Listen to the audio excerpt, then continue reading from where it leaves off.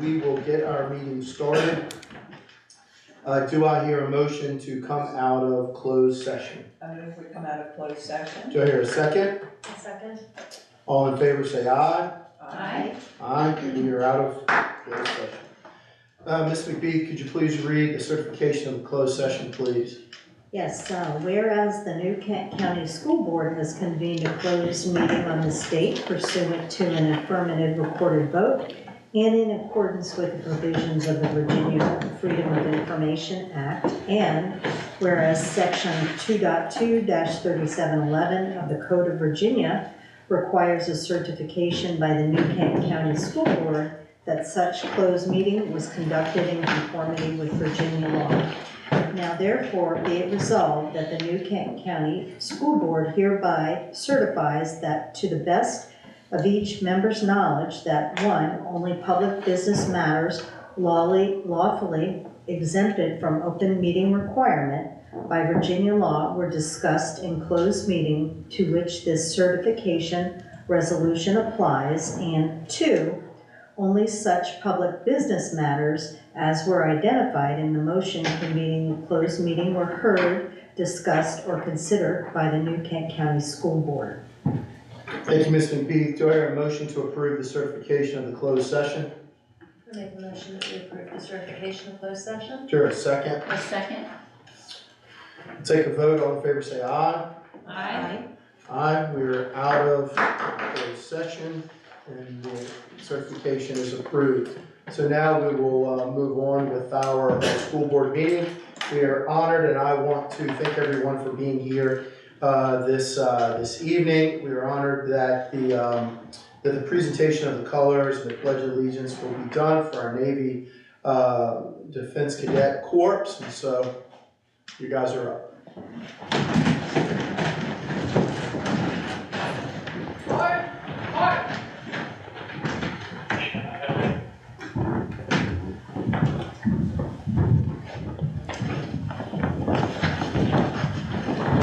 Squad, hold. Left, face. Hand, salute. I pledge allegiance to the flag of the United States of America and to the republic for which it stands, one nation, under God, indivisible, with liberty and justice for all. Ready, two. Everybody can be seated. We're going to grill them for a few minutes. Very intimidating. So, for those in the audience that didn't know, this is our first year of this Navy program. And these are trailblazers you have in front of you. So I thought it'd be good just to have them introduce themselves and let us know what grade they're in. So we'll start. Cadet McNamee, 12th grade. Cadet Pergolo, junior year. Cadet Brooms, senior year. Cadet Clemens, junior year. Cadet Carey, 12th grade. All right. So thank you for being here. And I know you are ready to process. That's I'm learning, guys. This is my first year with this program, too. So I also want to thank Chief McDonald, who is leading this for us. Our kids are doing a tremendous job, and they've already made a huge impact. So thank you very much for being here tonight, guys.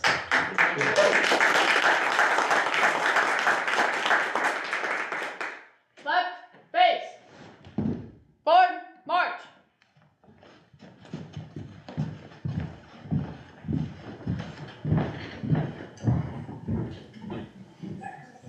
Squad, hold. Fall out. Just to mean, as they were practicing, they've been practicing for a while. So we realized that they couldn't bring colors in because of all that. So, plan B and then moving forward.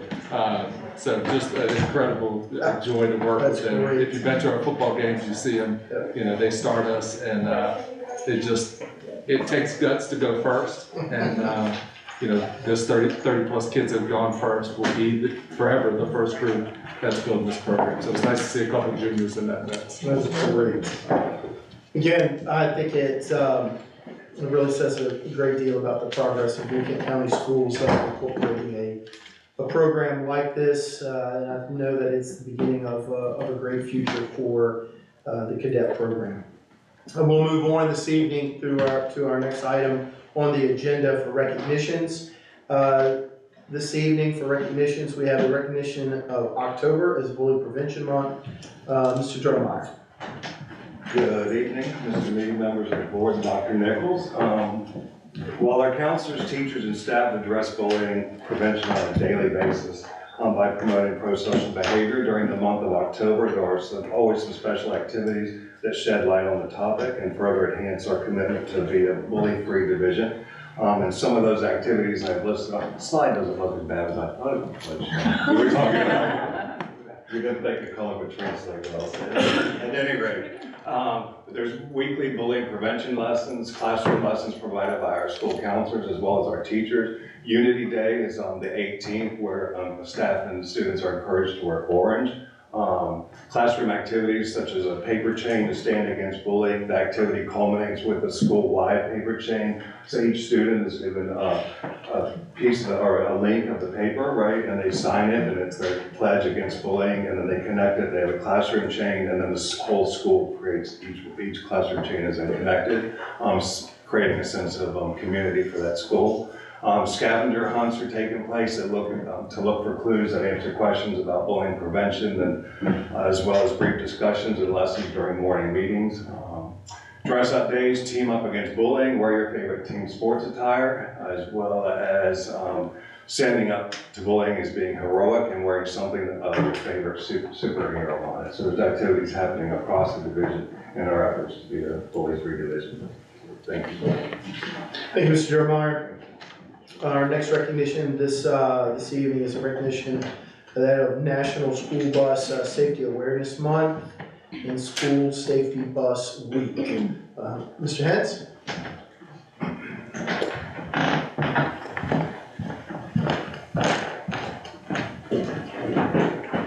Good evening, Madam Chair, board members, Dr. Nichols.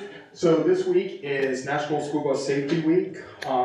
If you go into this next slide right here where it talks about danger zones, anything in the red, we pretty much want students to stay out at least 10 feet from that area. Typically where you see the white area, the walking area, usually when students get off, that's how they typically will get on and exit the bus. We can go ahead on to the next slide. So since this is National School Bus Week, the purpose of that is what we do is promote safety to the students, to the drivers, make sure that they're aware. A couple statistical reports that we have is statistically school buses are the safest way to transport students to and from school.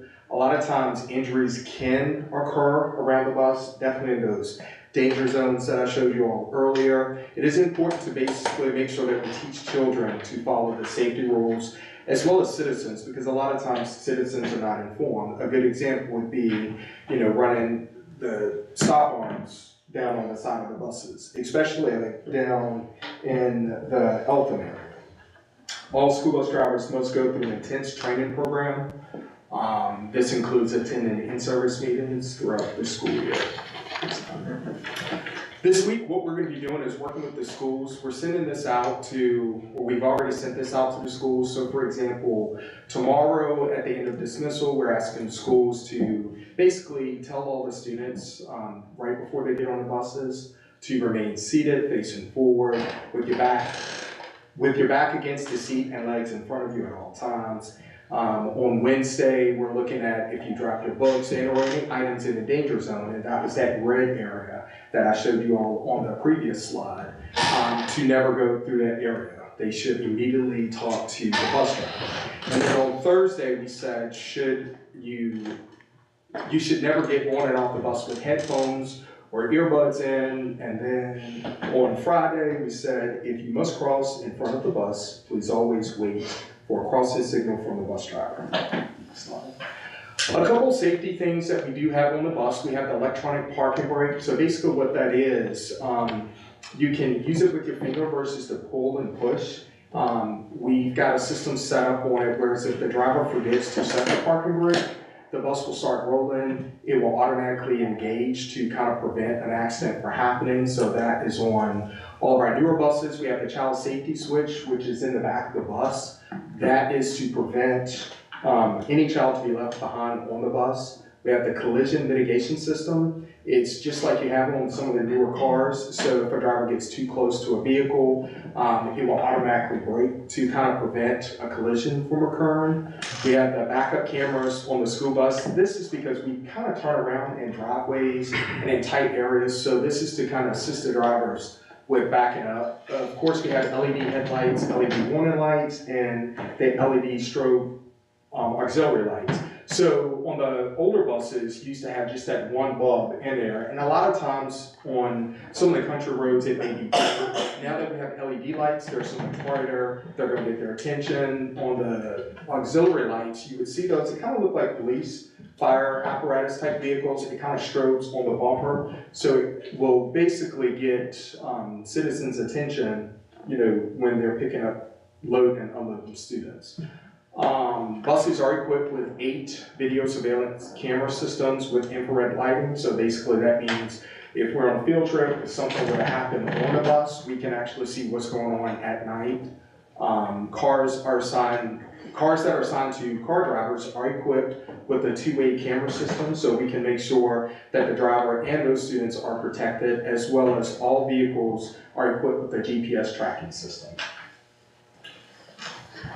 Throughout the week, we're also going to be celebrating the drivers because they are the ones that pretty much enforce safety. Tomorrow, we're going to be doing a breakfast. On Wednesday, we're going to be doing ice cream day. And then on Thursday, we're kind of going to give them a special token. And then on Friday, we're going to have a cookout at the transportation office. Yes, ma'am. Can you explain how the child safety switch works? Yes, so basically, once they complete their run at the end of the day, they have to get up and walk the bus and check each aisle to make sure it's clear, to make sure that we do not have any students left on board. And then once they get to the back of the bus, they have to hit that switch, hold it for at least 3 seconds, and then walk up to the front. It makes an awful noise, Ms. Barber, until you do it. So you actually have to, Perfect. you actually have to walk the entire bus. Okay, so eyes on the whole bus. Correct. Okay, that's good. Mervin let me drive a bus. I learned a lot. Did you get your CDL? I'm still in training, so I haven't left the high school parking lot yet. So all of the older buses have been equipped with the new technology? So we have GPS on all of the older buses. We have the child safety check on all of our older buses. We do not have LED lights on all of them. That's typically kind of coming in on the newer ones. If some of them, if they start kind of going out, if we have a short, on the backup lights, we are replacing those with LED lights. So what is the average life cycle of your buses? Typically, according to DOE, it should be about 15 years. Typically, after that, you're going to start spending a lot more money in the mechanical side.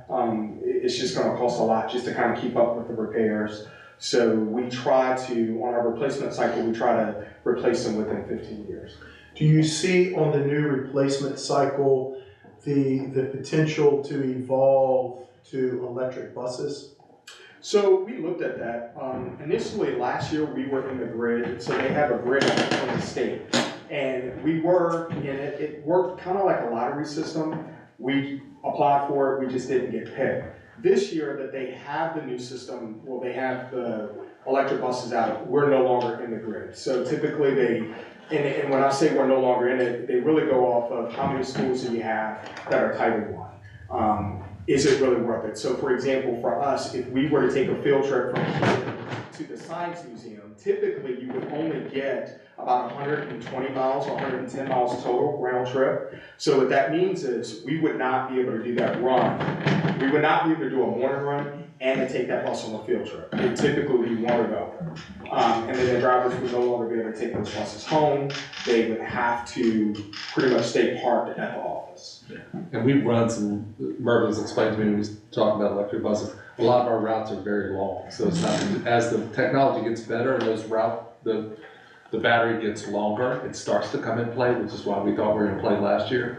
But very few of our routes will be able to manage that on a day-to-day basis. Yeah, and especially like during the wintertime, one of the challenges that they're having is keeping batteries warm. So there's a heating system. So when you turn the heat on, heat burns more electricity. So you're instantly going to lose like a 10% charge just in the morning, just warming the buses up and kind of taking off.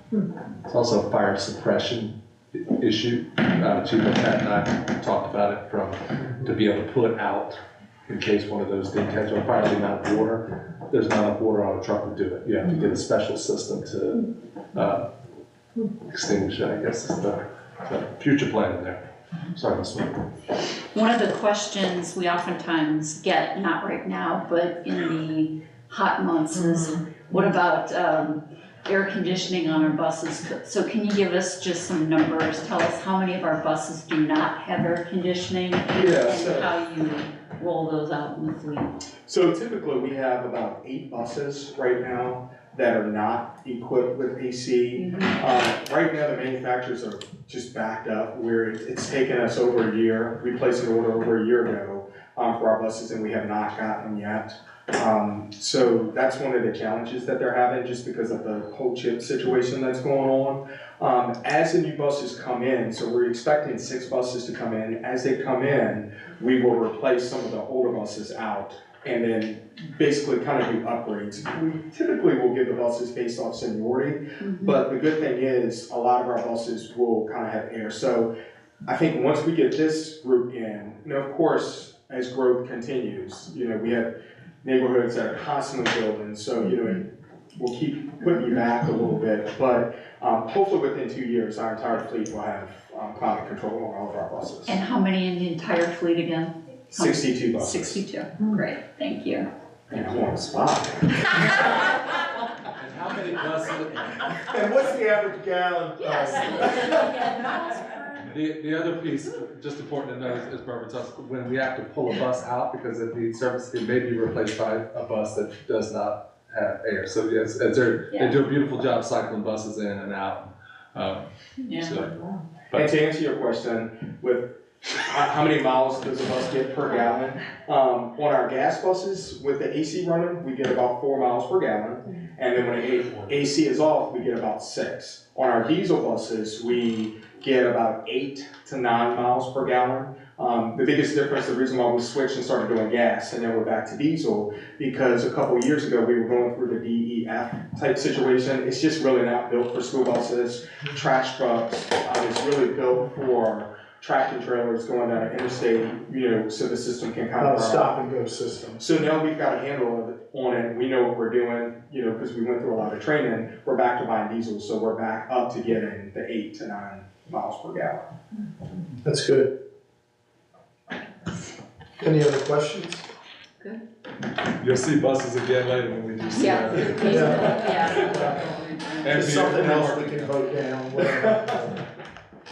You do whatever you want. All right, well, thank you. I appreciate that. I'm not running for re-election, so you know. I'm just kidding. Thank you, Martin, you did a great job. I appreciate all that you do for your staff and for our team. Our next recognition is National School Lunch Week. Ms. Moore. Mr. Mead, board members, Dr. Nichols. We're here today just to recognize National School Lunch Week, and President JFK created National School Lunch Week in 1962, really to promote the importance of a healthy lunch in a child's life and the impact it has inside and outside the classroom. We just want to applaud our amazing staff and their commitment to providing nutritious and delicious meals to our students. I will say that I joined the team in their managers meeting, and it's fun to watch the way that they talk through products that they can and can't get, how they're going to rework their menus, what are they going to make that makes the children happy, what are they eating, what are they not eating, how do they change things around. It's just really fun to watch them do that. So there are some pictures on Facebook of the team, and we will have some Lucky Tray days this week to celebrate. Any questions? Board members, we'll invite you, taking the liberty to invite you. Leslie hosts the food show Yes. It's on election day because our schools are closed. Huh. And so she really leads the region. I say the region beyond Region 1. I forget how many school divisions. So she hosts where we get the latest, most creative, innovative food solutions. And it's kind of like, it's one of my favorite days because you get to eat everything. But she's always looking for new foods and new ideas for students. So. Yeah, and you all have approved contracts that she's done in the past for their South Region Cooperative Group, which is like maybe 23 divisions. So a lot of them will load up on buses and come here, and they really do appreciate her leadership, you know, across the region, really in working with those vendors and bringing them here. The county loves that day as well. Everybody goes and gets all the things, and really it's just fun to give her feedback of what you like and what you don't like. Wonderful. We'll send you an invite. Thank you. Our next item is our consent agenda. Board members, by now you've had the opportunity to review the items listed on the consent agenda, including bills and payroll, monthly financials, and the superintendent's recommendation regarding personnel and student matters. Do I hear a motion to approve the consent agenda as presented? I move that we approve the consent agenda as presented. Do I hear a second? Second. Is there any discussion? If there's no discussion, then we'll vote. All in favor to approve the consent agenda, state by saying aye. Aye. Aye. The consent agenda is approved. Now on to new business.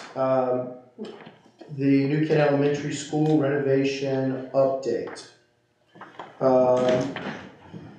You guys are up. So we have our team from Mosley, board members, as you know, we've been working on behind the scenes and kind of in front of the scenes too about this future of New Kent Elementary. So we wanted to bring you guys kind of where we are in the process. So Mosley was a great partner with us, with Quentin, and helped us deliver that.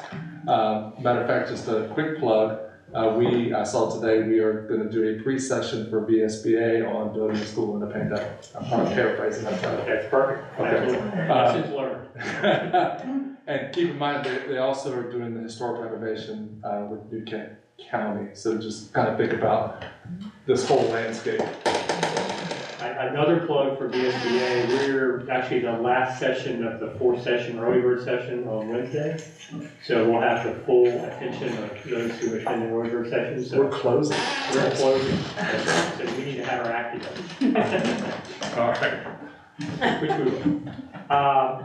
We appreciate being here tonight. I'm Stephen Halsey with Mosley Architects, managing principal at our Richmond office. Got Andrew Smolak, our project manager and project designer for Quentin, and also leading the effort on the study. We certainly appreciate the continued relationship and building on the work we've done together on Quentin Elementary School and seeing kind of what we can learn from that and how we might be able to make improvements to New Kent Elementary School.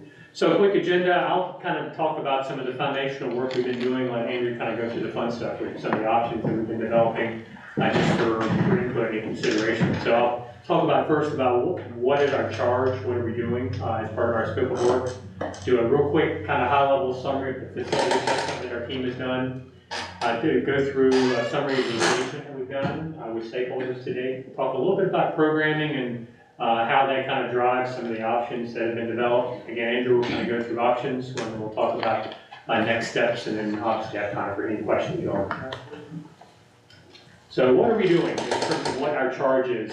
It's a multi kind of step process. A couple things happened kind of simultaneously. Andrew and our engineering team spent time out here kind of going through the building with a fine-tooth comb, looking at ADA considerations, building envelope, roof, mechanical, electrical, plumbing systems. We had our civil engineer Al Timmons group looking at the site as well, just to get kind of a good understanding of the condition of the building, the condition of its systems.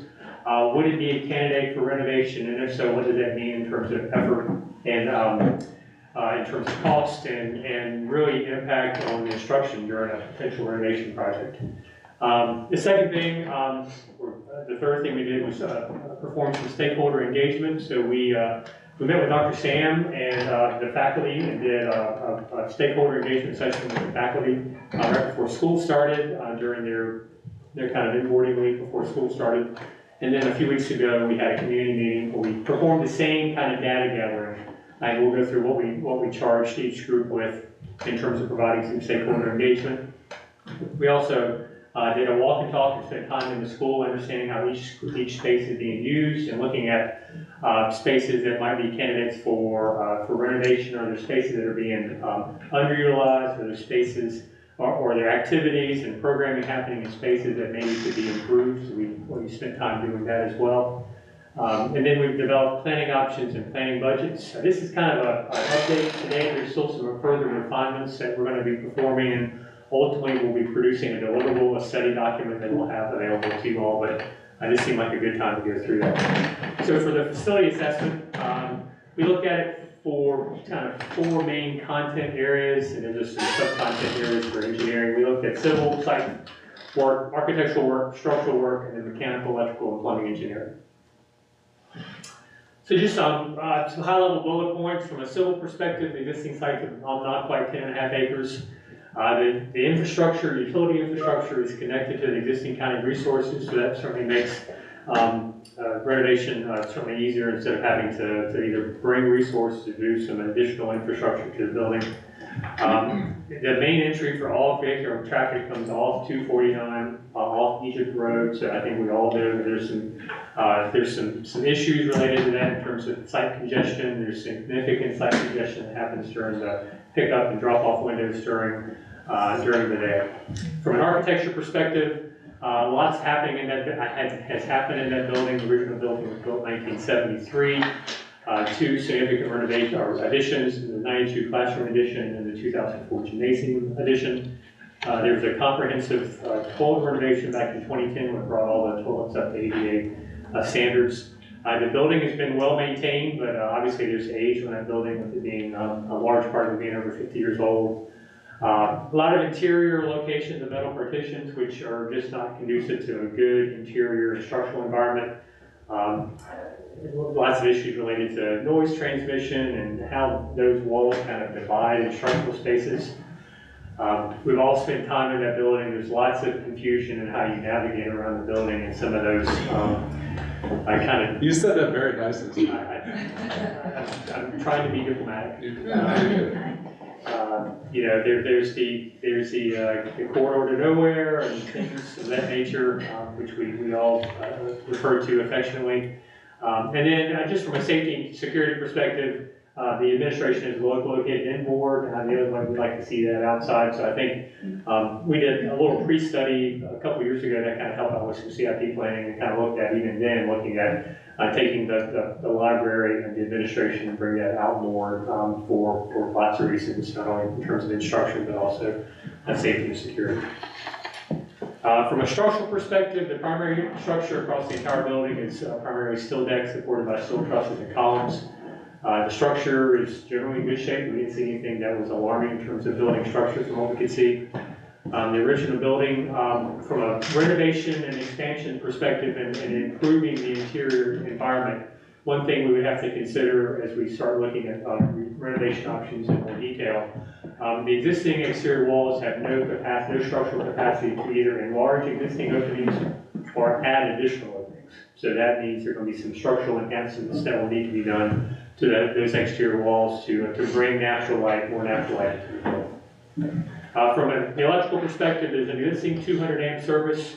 There's a 400 amp sub-service that's been pulled out of that for the gymnasium. There's no capacity in that existing system for any sort of addition. So if we were to look at any sort of additions, and Andrew will walk you through two renovation addition options, we'll need to bring additional electrical infrastructure into the site. There's no emergency or standby generator. Right now, any emergency power is pulled from the grid before it gets to the main service. So that's something that we'll want to look at in any sort of renovation option, is to improve that emergency system. All the lighting right now is primarily fluorescent, which really has no dimming capability, which really kind of limits kind of the instructional environment in terms of lighting and focusing lighting on activities, or dimming lighting when activities need to be a little darker.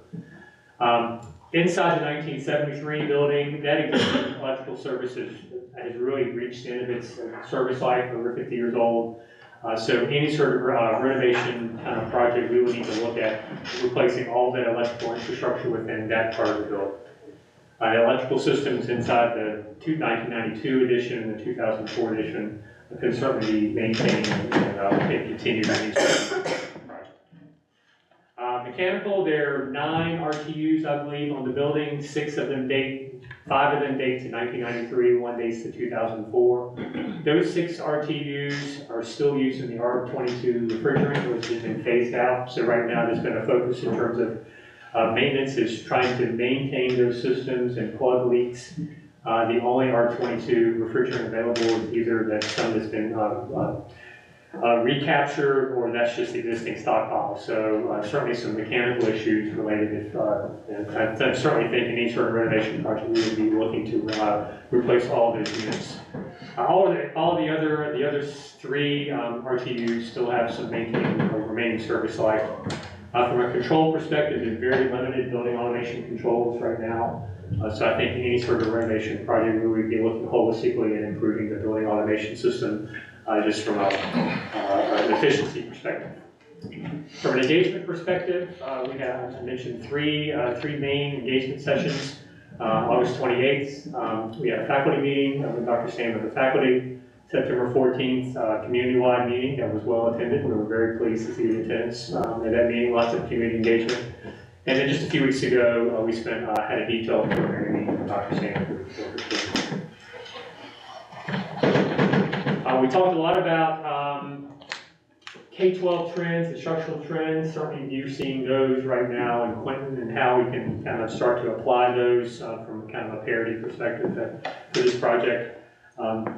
We've spent some time talking through these when we've interviewed with you all. Certainly having spaces that are very student-centered, spaces that are flexible, spaces that support collaboration. You can see those kind of spaces in use on a day-to-day basis inside Quinton. Obviously, furniture kind of supports a lot of those activities, to be able to transform space throughout the course of the day and throughout the course of the week to support the instructional activities that are happening within the school.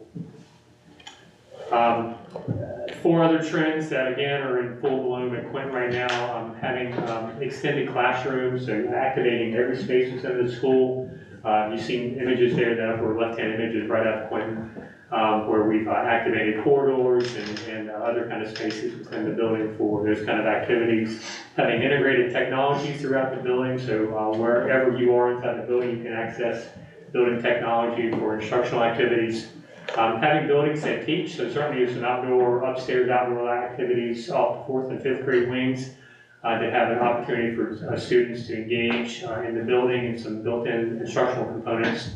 And we mentioned about security and the location of the existing administration at Newton Elementary School, and you can see those security protocols in use at Quinton right now.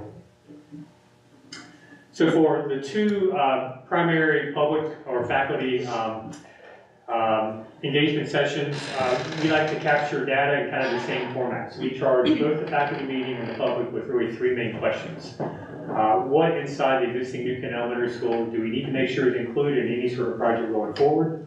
What about the existing Newton Elementary School do we need to make sure is not included? So what's not working, we want to make sure is not poured forward in any sort of project. And then what is the new, or what is the renovated Newton Elementary School need that the existing elementary school does not have? So as you might imagine, those prompted some really robust discussion among those 2 stakeholder groups.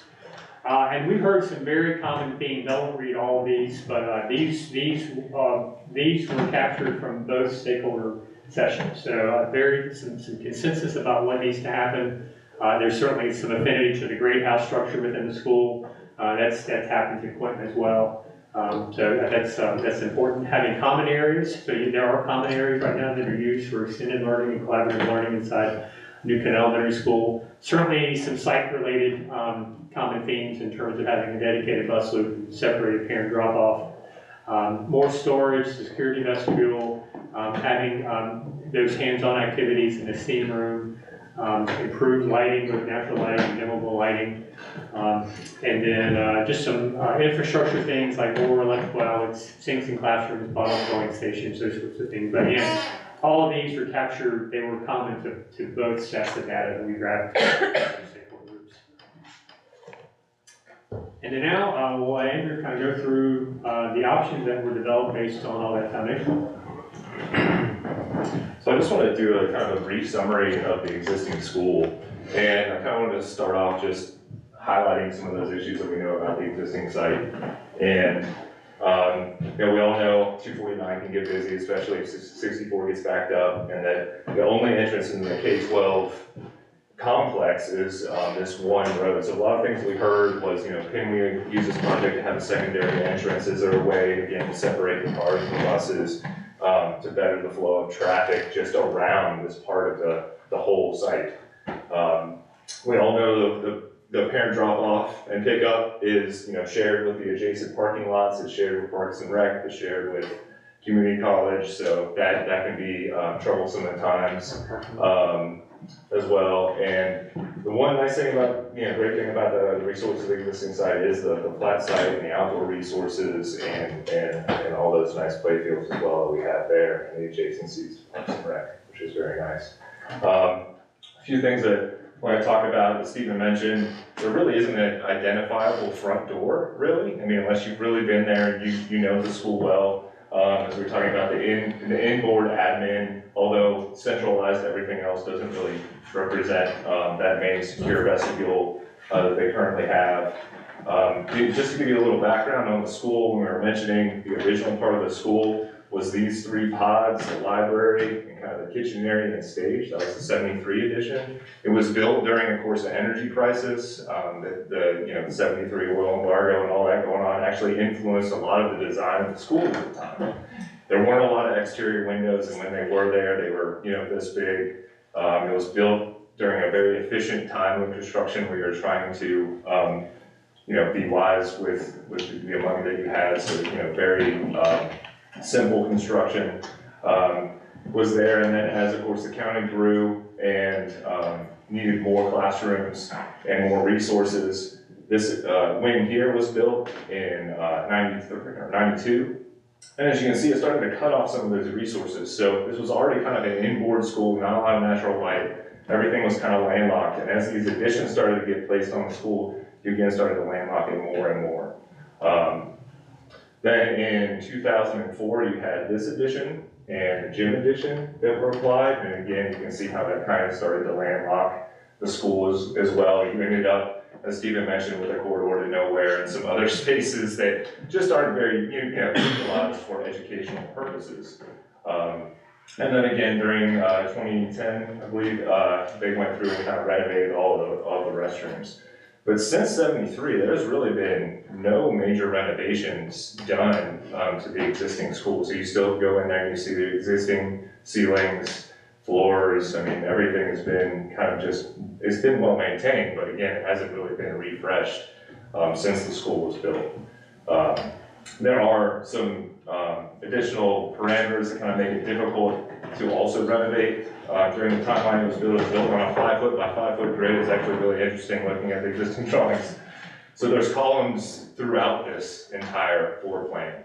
And it was built at the time with the size of classrooms that they needed then. Well, our classrooms for the Virginia Department of Education are a lot larger now. So it also kind of puts some parameters and makes it harder to renovate.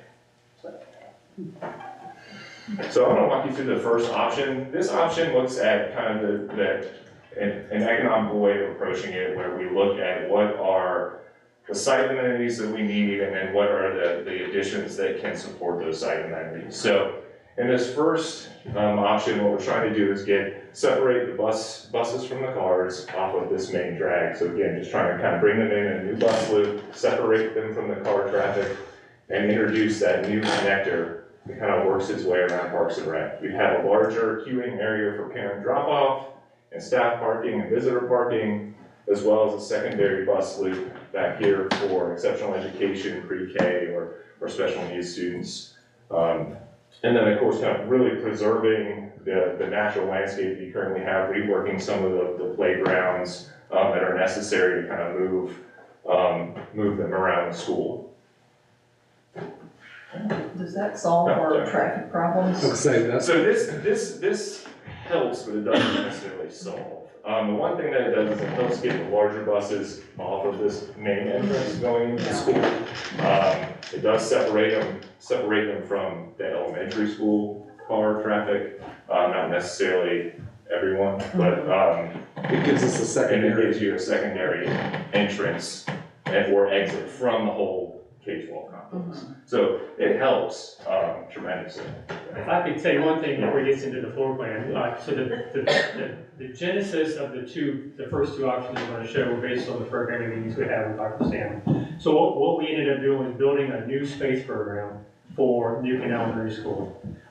One thing that elementary education has struggled with as long as I can remember is identifying the programs and services that are inserted into elementary school education. And we see time and time again, those spaces or those services not having adequate space. So we see speech being taught in a closet or OT and PT being shared. So we did a deep dive and worked with Dr. Sam and her team in understanding what's being taught here, what are the services in here, we built the program. So we ended up with a building a little larger than Quinton, so that's just a starting point. We're in the study phase. So we're looking at ideally 750 students and about 101,000 square feet. So option one looks at providing space for all the programs and services, and then the capacity is what it is. So this results in a capacity somewhere in the 600 to 650 students. Option two looks at providing 101,000 square feet of space that provides 750 students of capacity and adequate space for all the programs and services that are in the school. So those are, you're going to see three options for the planning, and talk about the third in a minute. So kind of good, better, best in terms of cost and spaces. So that's kind of the foundation for those the two renovations. And board member assistants. So right now the enrollment in Newton Elementary is in the mid-6s. So with growth to come. So we do not want to, if you renovate this into the 600s, we're gonna need a fourth elementary school at the rate we're building and climbing, so. And we did that to provide some bookends. We're not here advocating for any solutions. The one is, what can we do with as little as possible, and what does that look like? And then the second renovation option is, okay, this is gonna solve the problems the best we can, but we're still gonna end up with lots of the building that's still a 50-year-old building. And then we'll get to the third option. Yeah, and in all these options, we're really looking, we definitely want to address the site regardless. That's definitely been one of our key dives into this. So just to get kind of back up here, so I have these diagrams next to each floor plan. I just want to show you in this first option, the new addition in red. So that's what we're looking at for the new front door, admin, clinic, and library spaces. We're looking at a light renovation for possibly the gym, because the gym is newer, has been kept up really nicely, and then a full heavy renovation for the rest of the existing school. So again, this first option was just, and this was really just diagrammatic. So we haven't really gone through the process yet of really working with the school team to really identify, is this the right, if we pick this option, is this the floor plan that we want? This is really just an allocation of those spaces, working through the program with the principals and really trying to figure out how does this work, does it work within the existing parameters of the building with this small addition. So as you can see here on the site, this is where we have the queuing and parking. And so it has a secure vestibule, admin up front, identifiable front door. You can see when we took the library and admin spaces out, this allowed for additional resources to kind of backfill those spaces. But again, those are still landlocked spaces. We're not providing any additional natural light in those spaces from the exterior of the building. And we're really not able to really unwind the original kind of pods that were designed for this school. So a lot of the programs going back in the original places, and we're just trying to figure out ways of providing additional resource rooms for the specialty teachers, for itinerant teachers, and really trying to give them additional resources as we can for moving that additional program out of the school. The other thing we're trying to do is kind of unwind some of those small ways of nowhere and provide kind of nodes within the school that allow for passive supervision. So one thing we're trying to do is create these access points that are clean and collected kind of throughout the school. So one teacher could have, a vantage point, and there's easier wayfinding, and there's just a better experience as you get to the school. So all those options try to address that. But as you'll see, as we kind of work through the options, it starts to get better and better. So the second option is really looking at, again, increasing the capacity to 750 students and providing all 101 square feet of program and all the resources that we need for the additional school. Site is the same concept, really. It's really the same approach because we're really not changing the foundation of the existing school or the footprint of the existing school that much. You can see as the additions get added on, there's really only one way to grow this school, and it's really to the south on the site plan. Because if you start to go east or west, you really start to hamper, the circulation, the parking, and really encroach on the sight line or the exterior of the site. You can see that the program playgrounds, as we started to encroach on them, actually started to kind of go internal. And I'll explain that a little bit more, how we started to create those internal courtyards within the school. So in this option, we really had to look at how can we kind of unwind that core space. If we're going to do this heavy renovation, we're really going to provide all of this program. How do we start to incorporate those new educational spaces? Things really we see at Quinton Elementary School, the new trends that we're seeing coming out of the education system. How do we provide better natural daylight and accessibility and controlled outdoor areas possibly within the site? So in this option, we're actually demoing the interior core where the admin used to be, and part of that third original pod that you saw there, so that we can start to kind of free up the natural light and start to create these better nodes of circulation throughout the school. You can see it involves 5 additions. So again, we're talking about any of these renovations or phased renovations. There will be trailers on site where we'll have to move students kind of, it almost looked like it is, you could approach it as, 5 or 6 separate projects within the school when it comes to a renovation. So you can see as the exterior new construction's happening, you gotta be doing the interior renovations, and we'll kind of figure out that phasing later on, but it becomes a very complex problem to solve. So as we kind of unwind that core, you can see we adapt it so that there's, music and art can have access to this secured courtyard in the center. Same with the cafeteria. So it does apply a lot of resources for extended learning outside, lunchtime outside. Music and art can use it for the performances. You can use it for art class, but it becomes a nice area where it's not really has to be fully supervised because it is secure within the parameters of the school. We do leave at least 3 out of the 4 pods kind of intact, but we start to unwind them even more because we have to get full-size classrooms now. So you can see as, we still have 5th grade, 4th grade, 3rd grade, and their resources that are needed, they become more, right? So they have their extended learning areas inside, they're doing more, 2-3 person learning, they have more specialists coming in, pulling them out of class. So that kind of pod scenario still kind of stays intact, and that's a lot of the feedback we heard from some of the administration that's a great, floor plan that they enjoy using with their students.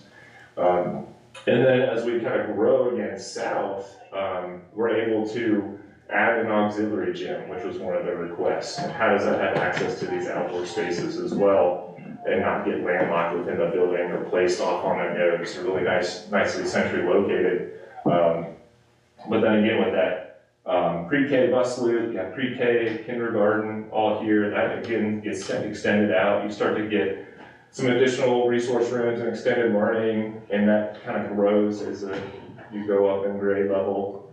And then again, this addition here has 1st through 2nd grade as well in it. And the reason for doing that is they don't need as much of the extended learning spaces and resources as you get up into the older grades, but we still are able to accommodate some so they get used to that kind of learning and kind of get those experiences as they go up. So it starts to really embody those 21st century learning experiences, but it still has its challenges by having to navigate existing structural grids, height limitations above ceilings. There's certain things that if the county would want a certain type of mechanical system or X or Y, we really have to debate whether that's able to be accommodated still because of the existing 1973 infrastructure that we're working around. But it does check a lot of boxes for the school system. So the third option, we looked at, well, what if we just completely took this as a clean slate? So what if we built new construction? The advantage to doing this is, one, there's no phased occupied construction, so there are no trailers. So there's an advantage to that, so you're not disrupting the existing school while this is being done. So it can be phased, the site can be phased over summers when the students are in class. And it gives us an opportunity to look at, one, the traffic flows around the site, but what other opportunities are there for the site? So again, just one of the main concerns again was, trying to get additional traffic flow in and out of the site. So this starts to work with several parts of the community. You start to involve Parks and Rec by looking at addressing some of the field relocation to properly align this road with the intersection between the middle school and high school. That would result in a new athletics field for the community.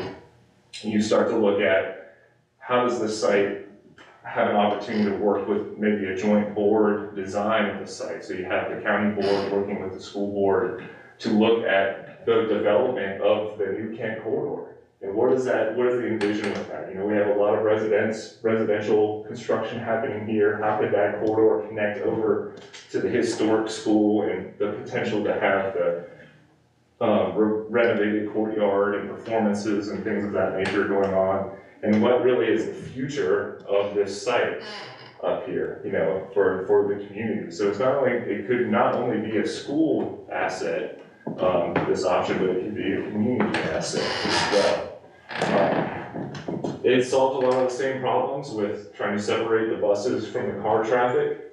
It allows, potentially bus traffic to come down here, come out, and then leave. Or come in the other side and come around. You also have, again, queuing and stacking, which we know is a big issue to get all those cars off of 249. And then additional parking, both for, a civic aspect of the site, but then also for Parks and Rec and the school for after hours, kind of centrally located on the site. This does look, again, at that footprint right there is just new construction. We've just looked at the site to say, can it work? We don't know if this is it most likely will be a 2-story option. Is it a 2-story option? Is it a 3-story option? We don't know. We just know that we do have enough site here to re-envision it and kind of move forward with this option if it's one that we pursue. So, and then again, kind of the play fields and everything located similar to where they are right now. So we developed some pros and cons, just to kind of help you all with the decision-making process, or even just the beginning of the discussion process. And then just some ballpark planning ranges, and these are some things that we can refine. If you remember the diagrams that Andrew did, you saw new construction in red, kind of dark gray, and heavy construction, and light gray and light construction. So we plugged those square footages into some cost models just to start generating some potential project cost ranges. I'll just go through these. I think these are probably important to spend a little time going through some of our perceptions of the pros and cons of each, just to give you all in the community some good information to start discussing what a potential project could be. Option one, if you remember, we're limited capacity. We're trying to remain as much as we can in the footprint, and just have the addition limited to a library addition and an administration addition. So again, we're limiting the amount of new construction. It's most likely the most cost effective, as Andrew mentioned.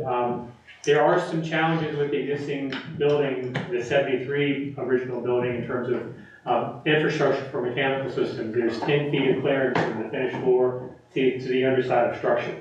So putting new modern mechanical systems in that particular part of the building could be challenging based on, can we fish ductwork through existing structure, whether it's bar joists or smaller steel beams, or we're going to look at reducing ceiling height to have larger ductwork, or are we going to look at some other type of mechanical system, maybe VRF that has some reduced clearances. But All that being said, it's most likely the most cost-effective of the three options, and it does separate the vehicle traffic.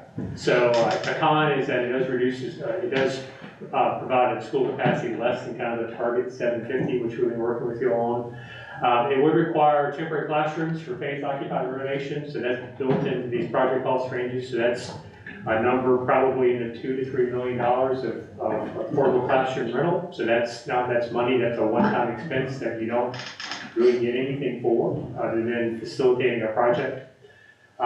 There still be some instructional challenges related to classrooms and not having natural light, smaller classrooms that don't meet DOE guidelines. Again, it's just kind of fixing what's there. And again, in addition to infrastructure challenges related to some building systems in the 1973 additional building.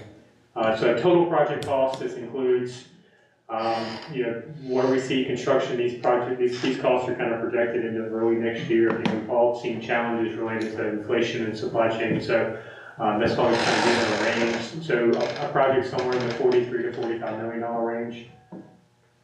Option 2, again, this is providing that 101,000 square feet of space, which provides adequate space for all the programs and services in large classrooms, and it does target at 750 students. So we do have a significantly improved instructional environment. Again, just separate vehicle traffic. Some of the cons are the same. The temporary classrooms are still going to be required in both option 1 and option 2. We've seen in recent projects we've been involved in, phased occupied renovations right now are not very attractive to the market just because of those continued supply chain issues. So you'll see that when we get into some of the pros of new construction. At this moment in time, having a 20-month project is a lot more attractive to the general contracting community than having a bundled together series of 4 to 5 month projects. And just in terms of getting switchgear here, we're going to have to replace switchgear. If we go through a renovated project, we know we're going to have some substantial replacement of RTUs and other mechanical equipment. Those continue to be challenging in terms of delivery. So when a contractor has 20 months to plan a project out versus a series of 4 to 5 month projects, it's much more attractive right now. Again, another con is, again, there's challenges in terms of infrastructure. We are increasing the building footprint, so it's still a one-story building, so there will be reduced site available for activities, and then a potentially longer construction duration because we're building more and doing more comprehensive renovations. Option 3 is a new same-site replacement, so new construction. So again, that would be a school capacity of 750 students, around 101,000 square feet. As Andrew plans, significant improvement in terms of site configuration and vehicular traffic and the introduction of that connector room along the east side of the school site that connects 249 back down to the rest of the school complex. New construction, certainly more attractive in the current building climate. Modern structural environment, modern systems, so you'll end up with something comparable to Quentin in terms of those types of instructional spaces. Students and staff get to stay in the existing school during construction, so it's much less disruptive to the instructional environment and testing and kind of the instructional and mental health of students and staff. And as Andrew mentioned, there's certainly opportunity for some joint board discussions about site development and kind of developing that corridor, that public corridor along 249 that connect that intersection of Egypt Road and 249 all the way over to the historic school. So it's not that that's a part of this project or this study, but we wanted to bring that to you all's attention that new construction certainly provides that. And the big con, and it gets down to the projected cost rate, it's more initial investment. So a new cost somewhere in the $58 to $60 million for a new elementary school. So with that, we'll be here as long as we need to be. So my first question is, what is included in this cost? So is it just construction? No, so these include soft soft costs, project costs, and also that 10% contingency for building and construction. So these are all in project costs. The total turnkey. Including demolition of the old school? Including demolition, including FF&E, all that. So that answers part of my question is what's the difference in the pricing between the new school here and the Quentin Elementary School? It's pretty significant. 4 years of inflation. A lot of inflation. The market went crazy. We've seen, so we did in March of 2020, so that was before all the market craziness happened. So those costs for elementary schools increased significantly. We tracked inflation through the Association of General Contractors. They put out inflation alerts, also through FMI, also through SCANSCA, that building kind of program management company. We saw 3 consecutive years of over 20% inflation on new construction. And this year is tracking in the 12 to 14% range. So 4 years of significant inflation in new construction. So I'm still not clear, are you, with the new building, if you go to new construction, Can you go back to that yeah, screen with the, I'm not picturing where exactly the new construction building is in reference to the current elementary school. That's what we're trying. It would be right in here. so it's on that same, So it's, You had- it's, Okay, yeah. So this is looking at, how we incorporate it right on the edge of the existing school. Will you go back to the existing map? oh, okay. It's, there's So it two almost different butts up to scales. the new school. Yeah, it almost butts up. to the new school. I'm with you. Might be very, the corners touch. Yeah, because we're, Yeah. and we're taking over part of Parks and Rec, so you're getting more sight. Well, I guess that was my question, it's Field like, shifts over. why would we just, if we're gonna do new construction, why would we just get permission to take out all 3 of the baseball fields behind basically the stadium? That may create some conversation along the baseball. I mean, but that's my whole point about Pine Fork Park as well. I mean, and I just think about when you utilize big space. Absolutely. You know, for us, that's the most logical choice that you could solve if you took out those 3 small baseball fields. You could still leave the bigger field, take out the 3 small baseball fields, where you have complete flow of the entire project without disruption. And what my thought was, is then you have the existing building that you could put all the offices in for the entire county. That's the purpose of this study, is to. Correct. That kind of discussion, absolutely. And one of the things, Mr. Mead, I don't know if we said it in there or not, is that one of the things we talked about is if we look at a new school built somewhere on that property, we would try to keep the existing gym because it is in good shape and we know we're desperate for gym space. So, I mean, I think it's worthy of looking at the total site and having that partnership conversation. I mean, it's not like the county doesn't have additional acreage. They just purchased 600 acres at McKinney Woods that is not being used, that they can put other park facilities on.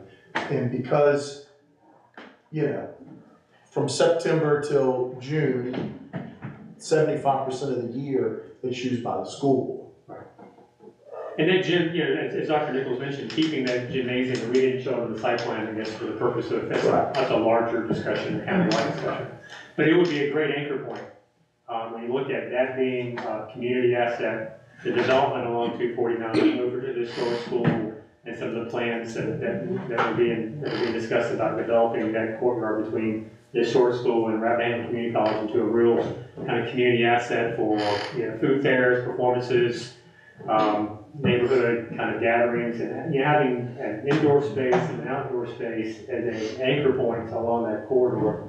I think you're right, Mr. B, to look at it from Egypt Road to Martha's, basically. Yeah, it's just, my concern is that because of the new construction, that option is, even during construction, even though they can still stay in their current school, just the construction phase of bringing equipment and buildings and workers, you're not solving any of your traffic problems for 2 years. Right.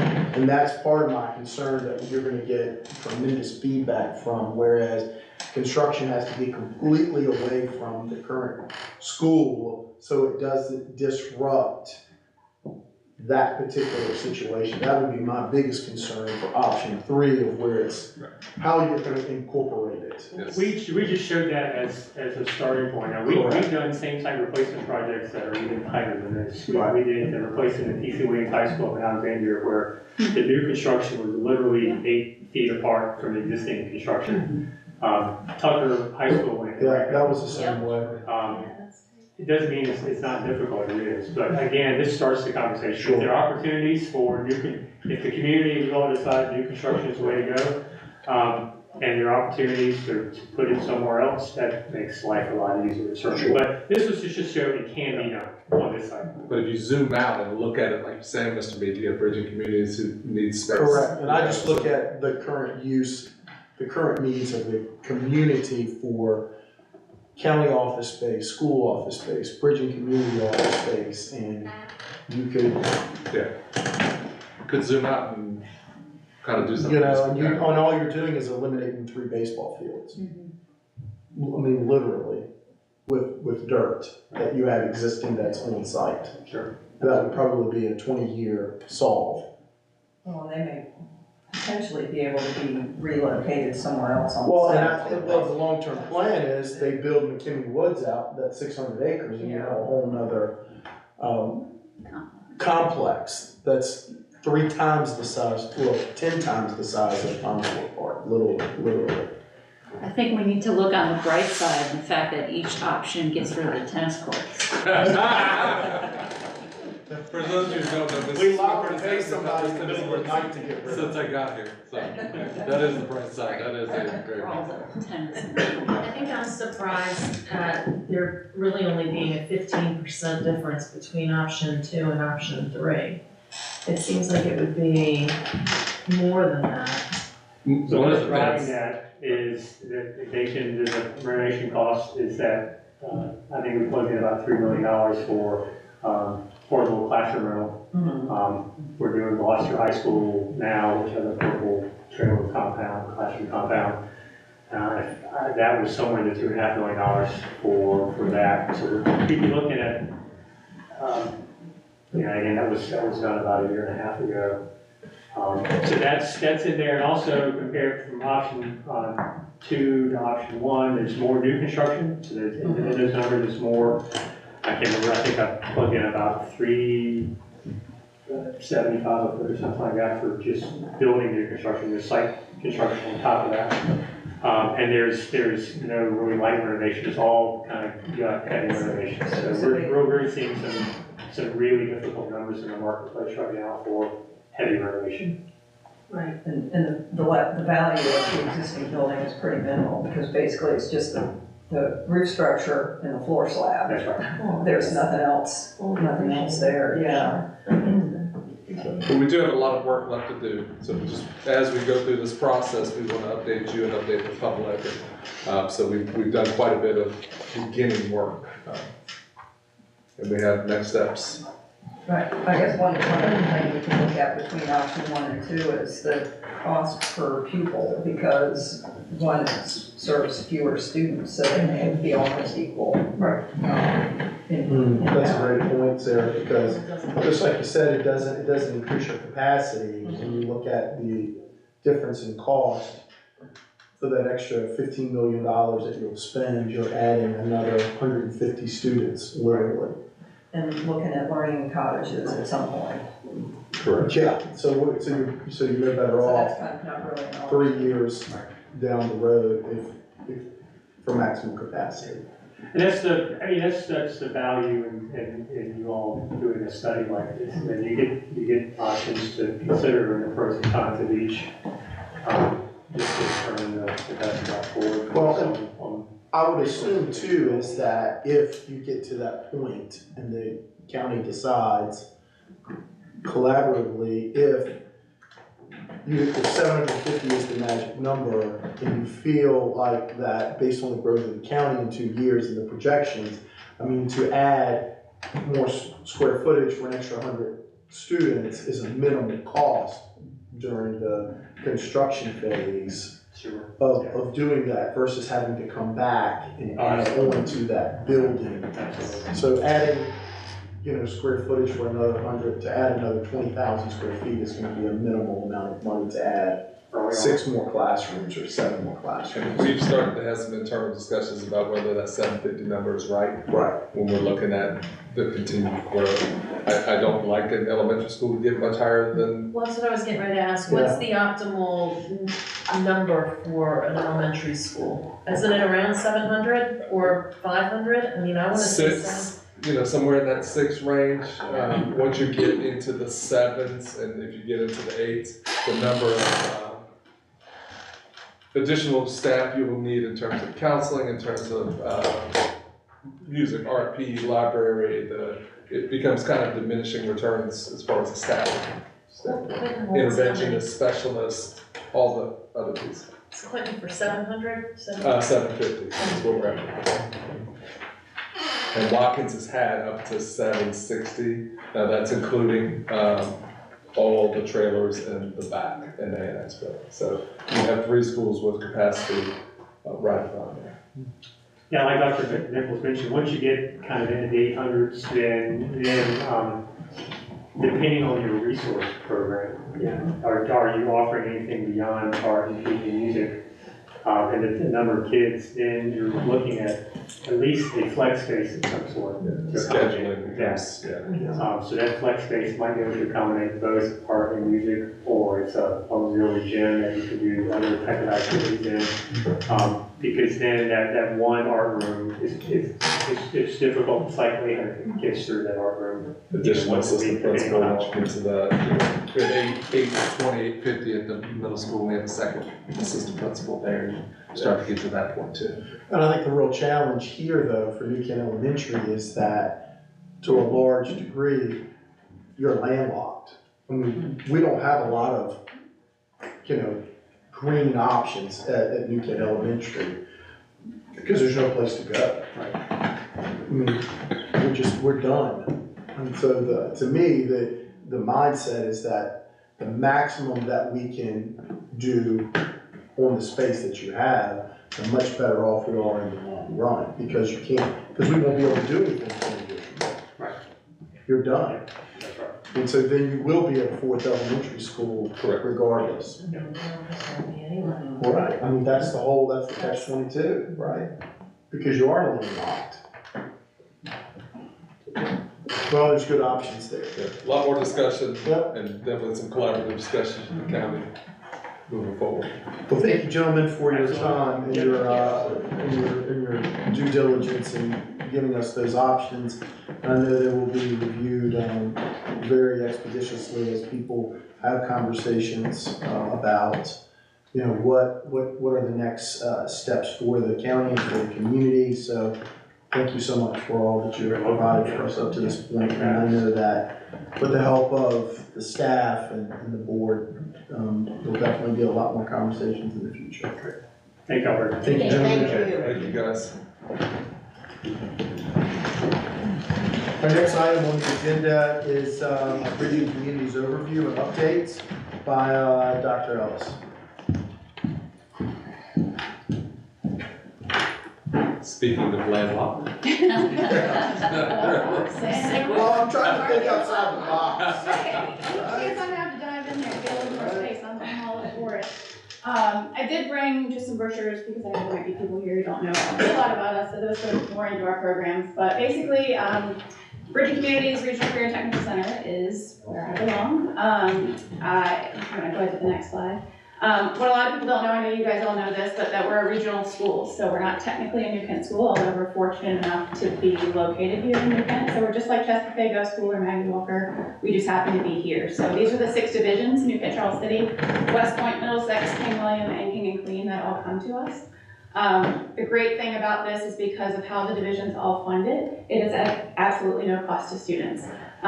The divisions chip in per seat, so every student gets this opportunity no matter what their income level is, what their resources are, and I'm really proud of that fact, and we do everything we can do to keep those costs down. We pay for all of the credentials, we pay for the tuition for Rappahannock Community College and for the DE opportunities. Currently, we have 2 sides. We have a career and tech side, so that houses our diesel equipment technology, small engine and marine, HVAC, and culinary arts. And then we have our STEM side, which is more of our health sciences, practical nursing, EMT, which we just added this year, pharmacy tech, and coding and programming. All of our health sciences are 1-year programs. People are here for seniors. our EMT program, we were able to open it up to juniors, so we have a lot who are planning on piggybacking the EMT program, followed by nursing. So that's really exciting. Coding and programming is the last one from our STEM side. They get 35 college credits to be able to, once they're participating in that. I just broke out New Kent numbers, just because I figured that's what you guys would be most interested in. What we are seeing right now is a little bit of a boom, which I'm super excited about. We have 73 seats that New Kent pays for. When I have other divisions that don't fill their seats, I've gone to the superintendents and asked if we can go ahead and fill those, and everybody's been on board with providing as many opportunities for as many students as possible. So that's really great. I love that the divisions are thinking about all kids and not just their own kids. Of course, everybody wants to get their money's worth. The nice news is this year we have 88 New Kent students for 73 seats. That is roughly about 16% of the junior and senior classes at New Kent. So I'm really proud of those percentages. We anticipate about 50 completers this year, so that means 50 students who will be able to walk across the stage and walk right into the workforce with very competitive wages, lots of credentials, and already having industry experience. That's up from 32 last year, so when you think of, a 36% increase in completers, that's really exciting. 65% of our students head into a 2 or 4 year school. Sometimes that's in the same field that they're participating in our classes. Sometimes it's something completely different. 35% of them enter the workforce full-time. A lot of them are working part-time with the skills that they have while going to college. So what makes us special, other than the fact that it doesn't cost students really anything to be there, is that we're providing real-world experiences. So every student who comes to us has an opportunity for some sort of work-based learning. We do plenty in-house, but the numbers that you see me call active, which we'll see in the next few slides, those are where we have them out and actively prepared with some organization or some company. So the hands-on learning that we do in class, yes, we still have classroom time. All the kids, they come in wanting to get, their hands dirty and do all the wrench turning and everything, but you gotta learn the theory as well. But we do offer probably a lot more hands-on learning.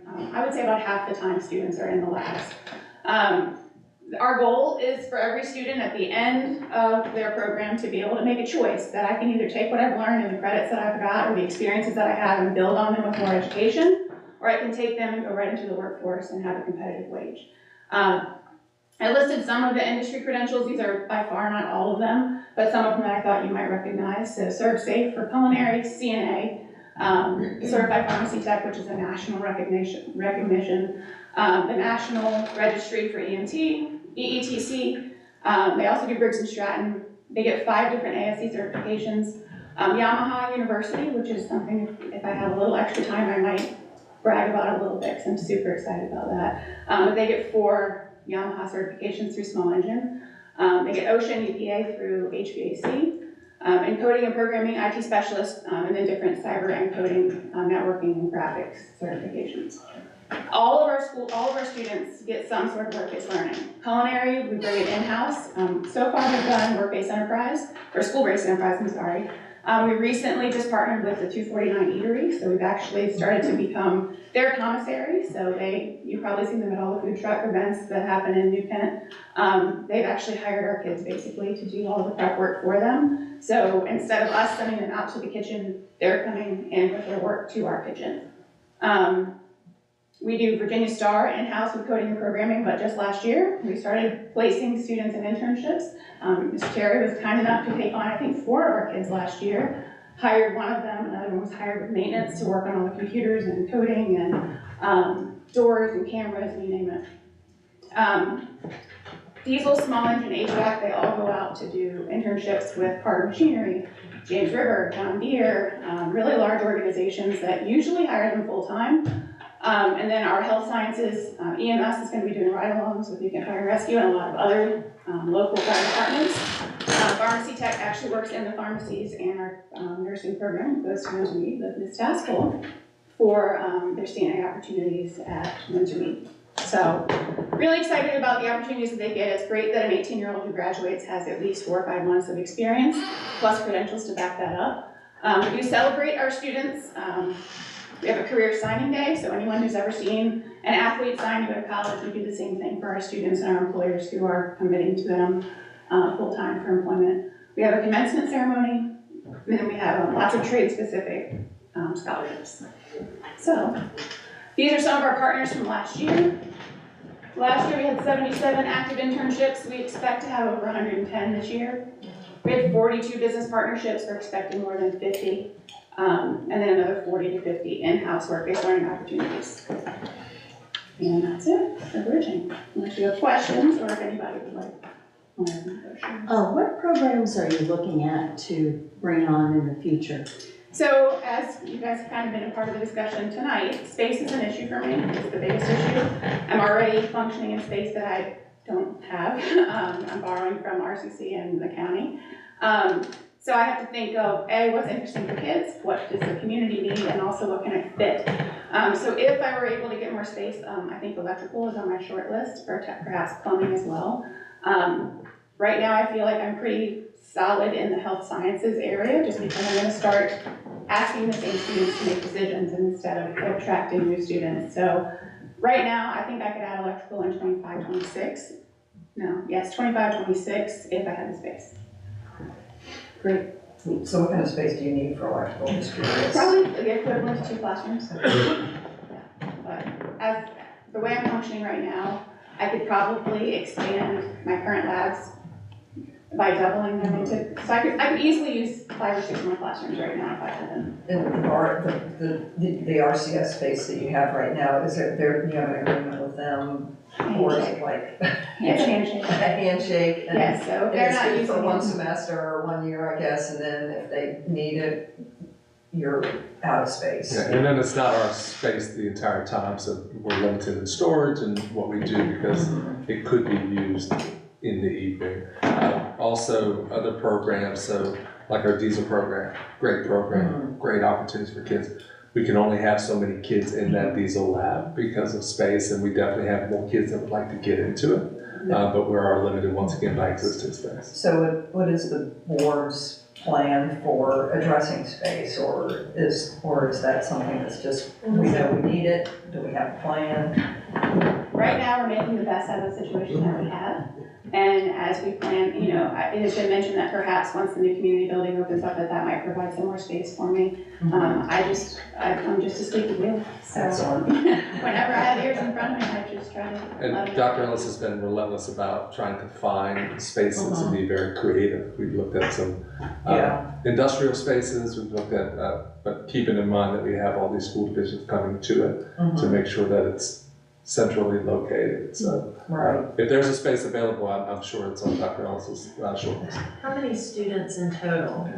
So we have 200 seats, and right now I'm at 196 students. So we're roughly full right now. We were at 201 the first week of school. We've had a little bit of attrition, just scheduling and a few things that didn't work for students coming in, but we're full. Based on our growth and based on the surrounding communities, what would be the ideal or how many do you think we could fill if you had the space? So I've done the math and figured out, like, if I could get every single kid who's interested in a specific program and fill the capacity, I could probably get about 215 to 220, but that would be like all the requests falling in the right direction. For example, as you know, nursing is capped at 10 and 10, so there's no growth there. HVAC is at 20 and 20 because of OSHA. Small engine is really like at 16 and 16 because of the size of the space. Diesel's 14 and 14. So if I maximize it, I could probably get to, like I said, 215. The issue though is as my other school divisions fill, then that locks New Penn into 70. We'll have that seat discussion coming up during operating budget, not tonight, but moving forward about, we had a great year this year. Do we expect that again? I don't think those school districts will continue to be kindly giving us their seats. They'll be trying to fill them too. I was gonna say, don't we think that regional programs like this are gonna become in higher demand? Yes. I mean, that's. I think the real challenge, as Dr. Ellis has said, for us, I think as a community, and I can just speak for New Kent, is it's really challenging, and my experience has been in working with bridging, is that other school divisions, they struggle with trying to understand the idea of having a centralized location. Like, Dr. Ellis, correct me if I'm wrong, if some of these, if they had a facility that was available to do what we do, they would wanna do it In there. their backyard. Right, but they don't, it's good on paper, but they don't wanna take the responsibility to do it. Well, and there's a lot of different issues too with transportation, you know, like for example, Charles City has some space, but for me to get from, you How know, do we get Middlesex from and here King William all the way to Charles City, you know, that's a challenge, and they don't have enough to house the entire school, so now you have a bus that's dropping off at our school, then goes over to the high school to drop off for culinary, and then goes to Charles City, and before you know it, you're spending so much time on the bus. Right, You don't and have- it's just, unfortunately, we're a centralized location that puts everybody in a good position. And that's back to the Yeah. bigger conversation of when you utilize the space that you have, how do you prepare for that and plan for that to make it advantageous for all the school divisions so that you can maximize your space and then maximize your programs at the same time. And the specific challenge that we would have is that I'm convincing 5 other localities to build a capital improvement in Winnebago County. Because nobody's gonna, they're not gonna pony up $2 million each out of their budget to say, let's just build a $10 million box. But if we do the capital, if we were to put the capital in place, could we reduce our operating and charge more for operating down the line? Like, basically, don't charge back other I communities, think I don't know. every conversation should be on the table. And what's gonna happen is we're full now. I would anticipate next year we're going to be at least as full because I've got some pretty strong recruitment plans on track for the other 2 schools that haven't filled. But this is the first year. Last year we only had 2 school divisions that were filled. This year we have 4, and the other ones are only off by a total of 23 seats. So I really do think, the nice thing is like, everybody's all about career and trades right now. Everybody understands the value of it, especially as colleges have kind of priced themselves to a ridiculous point, if I'm being honest. I have students who have every option in the world. They have a 4.3 GPA. If they want to be in my diesel program, they want to go to work. They can do anything they want and they want to be there. So it's not like VOTEC was 30, 40 years ago where like if you need an option, that's where you go. It is now not an option, it's an opportunity, and it's something that everybody wants. So it's going to become more and more competitive, I think. It's certainly bipartisan, which is great. And I think everybody wants to be a part of it, which I'm happy to be here and part of that conversation right now. So. Well, I think that's the real challenge, and as we talked about, it's the collaboration between school boards and county administrators in all of those divisions, regardless if the school board's on board about it, because they're getting funding from their board of supervisors. And if they cannot have that type of synergy and that type of collaboration, then the program just stays flat. And that's where I think our real challenge is in the future for these opportunities for students, is for these other communities to see that it is an opportunity more than it is an option for their community. And so how do you convince them to pony up the money, their board of supervisors? I'm gonna start with an open house with all new elected officials in January to invite them to see what we got going on. So, it's a great opportunity. Yeah, I mean, in this type of election cycle. And I do think it's ironic that none of the higher up from Senate to delegates to all of those people, none of this is on their platform. I've been in their offices, I've been trying to talk Correct. to them. So, yeah, we'll keep pushing. Yep. I'll stay squeaky. Thank you, Dr. Ellis, for all your hard work. Thank you. I'm gonna shamelessly use this moment because while Wendy was at every single board meeting that he was ever a part of our board, he was not at the last one, and it would have been his last one. So I have a certificate, Oh, thank you. and I opted out of the orchid for you. And I think I would like that. Thank you, Dr. Ellis, I appreciate that. thank you for all of your help. Thank you. And if anybody wants these, I'll just leave some in. And just a reminder for the public, each of our board members serves on a regional board, so Mr. Mead's services to bridging communities. So, and he's been an incredible asset to that program and us getting the seats where we need to be. That's good. Thank you, Dr. Ellis. Our next item under new business is our class size report, Dr. Nichols. Yes, sir. So here is the class size report. We do this annually. So I will run through it and happy to answer any questions. So George Watkins, you can see number of sections, meaning number of teachers, total enrollment, and then average class size. So we really like the numbers we see at George Watkins. You can see total enrollment is at 434. Just a reminder, we opened George Watkins and Quinton lower than New Kent Elementary because that is where the county has said the growth is going to be. That's where the planned developments are going to be. So as you see that, just a reminder. The next school up is New Kent Elementary. So you see New Kent Elementary is 613. I gave you a mid-6 number that has pre-K in it. So pre-K is not reflected in this piece. New Kent Elementary looks really good, except we are watching 5th grade. 5th grade is at that tipping point for us. We ideally, although it's okay, we would like it to be less than that. So we are keeping an eye on enrollment, people coming in, potential December graduates, and the whole 9 yards with that. So it's one of those things, we don't have a enrollment low enough to pull from another grade level, and that's right at the line right there. So we have conversations about that weekly. The next school up is Quinton Elementary. So you see once again, Quinton Elementary, our average class size is right where we would like it. And right at 479. So in terms of a redistricting approach, we've really done a great job of opening those 2 schools or opening all 3 schools this year about where we wanted it. I think the only thing we didn't have on our forecast was how much growth would be in the New Kent Elementary zone with some of the housing booms that have happened there. So next up is New Kent Middle School, and you can see average class size there, and then the largest class size. We do expect to see our PE classes larger. In the arts, you have 1 at 34. That is a course class, which you would also expect to be within that limit.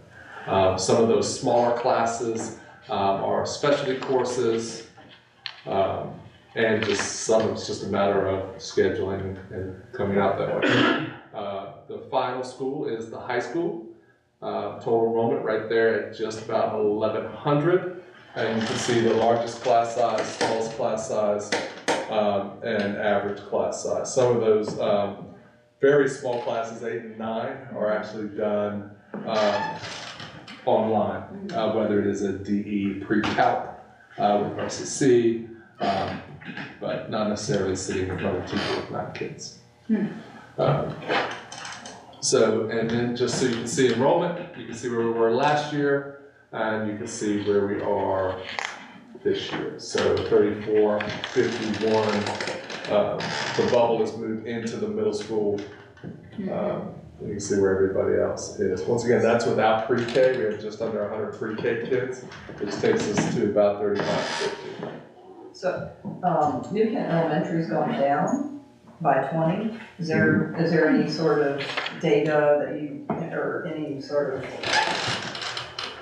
well, actually, Quinton went down also. So yes, Ms. Farber, the 6th grade group that is now at middle school is over 300 kids, 312.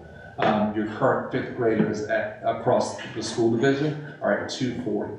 So there was a significant bubble that left the elementary school and has moved in. That's why you see the growth of about 50 kids there at New Kent Middle School. Those are 6th graders, which you can feel at a 6th grade lunch. Not really, they break them into 2 groups, it's not that bad. But yeah, that explains, we have some interesting bubbles when we look at our data. So that's when we talk about future growth at New Kent Middle School. The 4th and 5th grade classes right now are the smallest classes we have. They're both around 240, 245. So the middle school will actually, in theory, come down a little bit the next couple of years, giving us a little more room as we talk about expansion projects. So, but there's a big bubble in 2nd coming behind, so we'll keep monitoring that as folks move in. Now, do these numbers include the pre-K numbers? No, sir. How many students are those?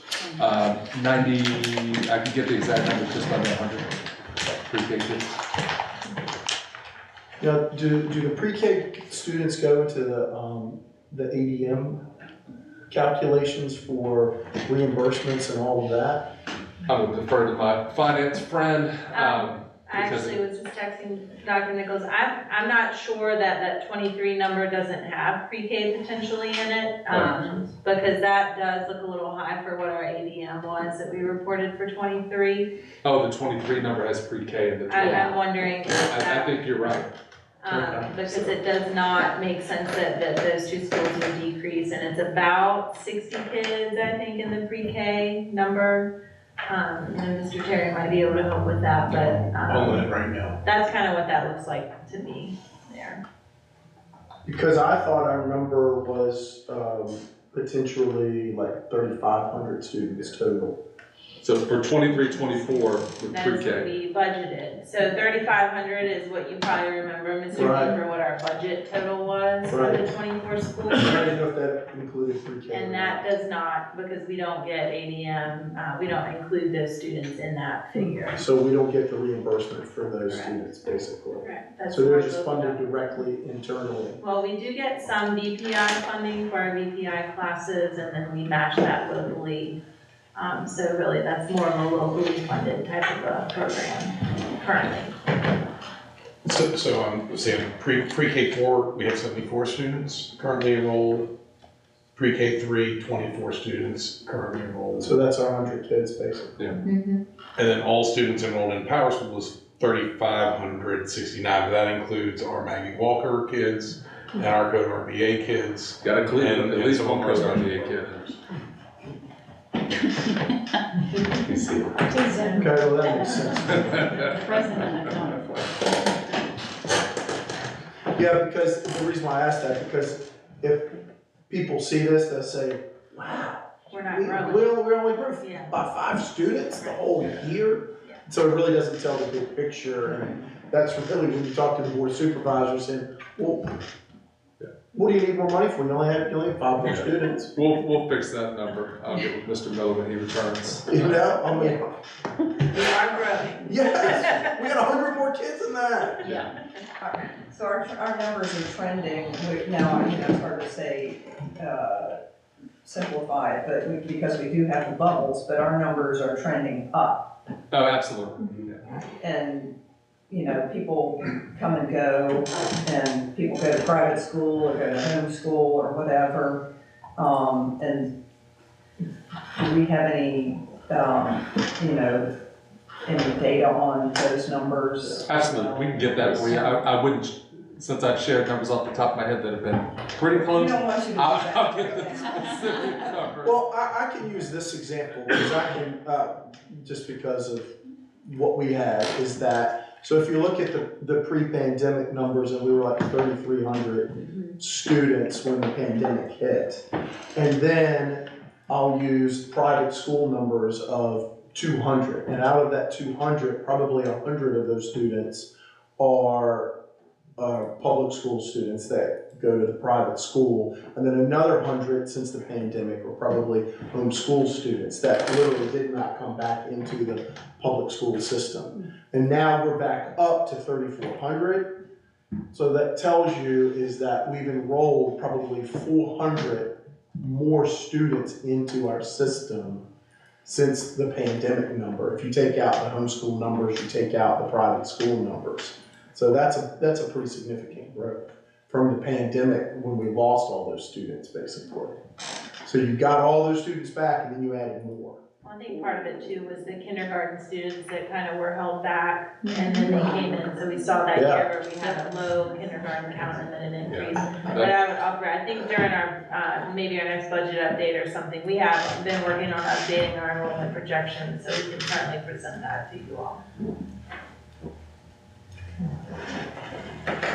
All right.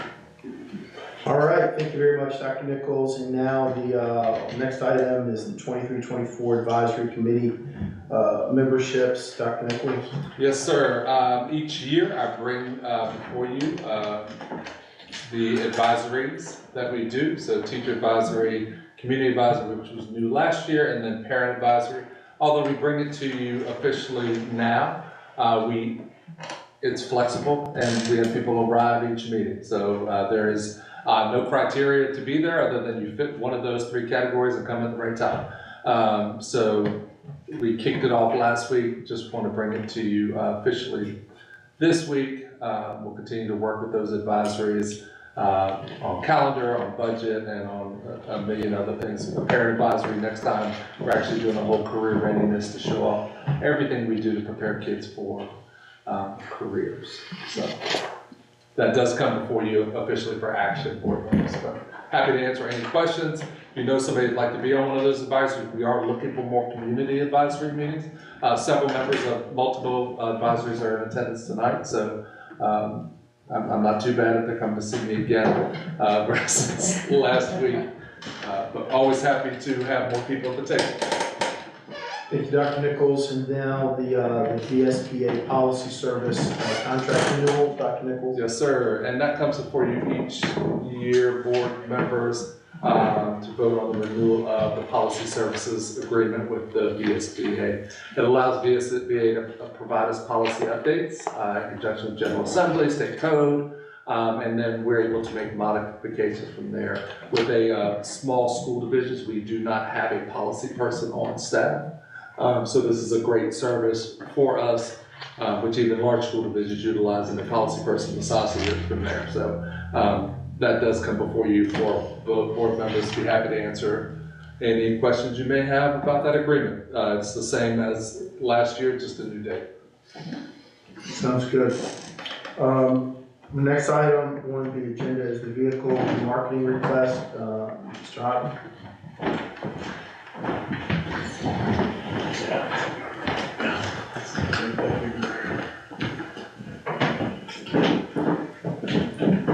Good evening, Mr. Chair, Madam Vice Chair, members of the board, Dr. Nichols. Tonight I come before you for a request for approval for the remarketing of the vehicles listed below. It is 8 total vehicles. 2 of those are buses. All of those are either beyond economic repair or their economic life. This is a normal cycle that we go through where vehicles are passed down to us, cars and trucks are passed down to us. We use those as long as we can until it's no longer feasible to use them, then we offer them for sale. And the buses, obviously, we are no longer able to use those buses. It doesn't make sense to keep them in our fleet. All right, any questions? That's impressive, the pickup trucks from 1998. 98. Available for sale. 25 years old. They do a good job. Our shop does a good job of keeping vehicles running as long as they can, and they keep pretty good data on when it's no longer feasible to keep them in our fleet. Any questions? If not, Mr. Hockman, I think you're up next with FY 2025 CIP review. Certainly, and broken this up into different categories. We'll start off with transportation. In the CIP, we'll be requesting 5 school buses at a total cost of $720,000. That comes out to about $144,000 per bus. And if you've been paying attention, I'm sure you all have, that's gone up significantly over the past couple of years, about probably close to $30,000 per vehicle. We are also we need a new truck. And one of the things that we do not get handed down to us through the county is trucks. So our operations team is in need of a new truck, which would also include installing a lift on a truck. So that combined cost of $75,000 would include a truck and a lift. A side note on that, I was talking to someone over the weekend, and why I asked her about that electric bus is that I did not realize that the new cost for an electric bus is over $450,000. And they're offering a lot of grant money. Yeah, they do. He says you get $300,000 in grant money. I said, so what? The bus is still $450,000. It's expensive. And you heard Mervin talk about the feasibility of using the bus in a county our size. Yeah. And Dr. Nichols mentioned that we want to look at being efficient, but we also need to make sure that we can utilize the bus for all runs. And right now, that would create some scheduling issues if we have electric buses. Yeah. But keep in mind, board members, another factor driving the price of the bus is GPS installed to begin with, the lights that Mervin was speaking of, air conditioning, the safety and security cameras. Because I think it's like almost $50,000 of add-ons per bus. Basically, from just the bus and the chassis. And then when you add all the other items in that. Technology. Yeah. Expensive. And that's all safety. Yeah, safety all driven, safety yeah. driven. Correct. Next up, we'll go into our operations, and I'll start off with the New Kent Middle School HVAC. As you will recall, we had a grant for about $620,000, which was a matching grant, so all in, it came out to just short of 1.3 million. We are currently doing some of that work at the middle school. The totality of the project to completely finish the HVAC at the middle school would be another 1.5 million.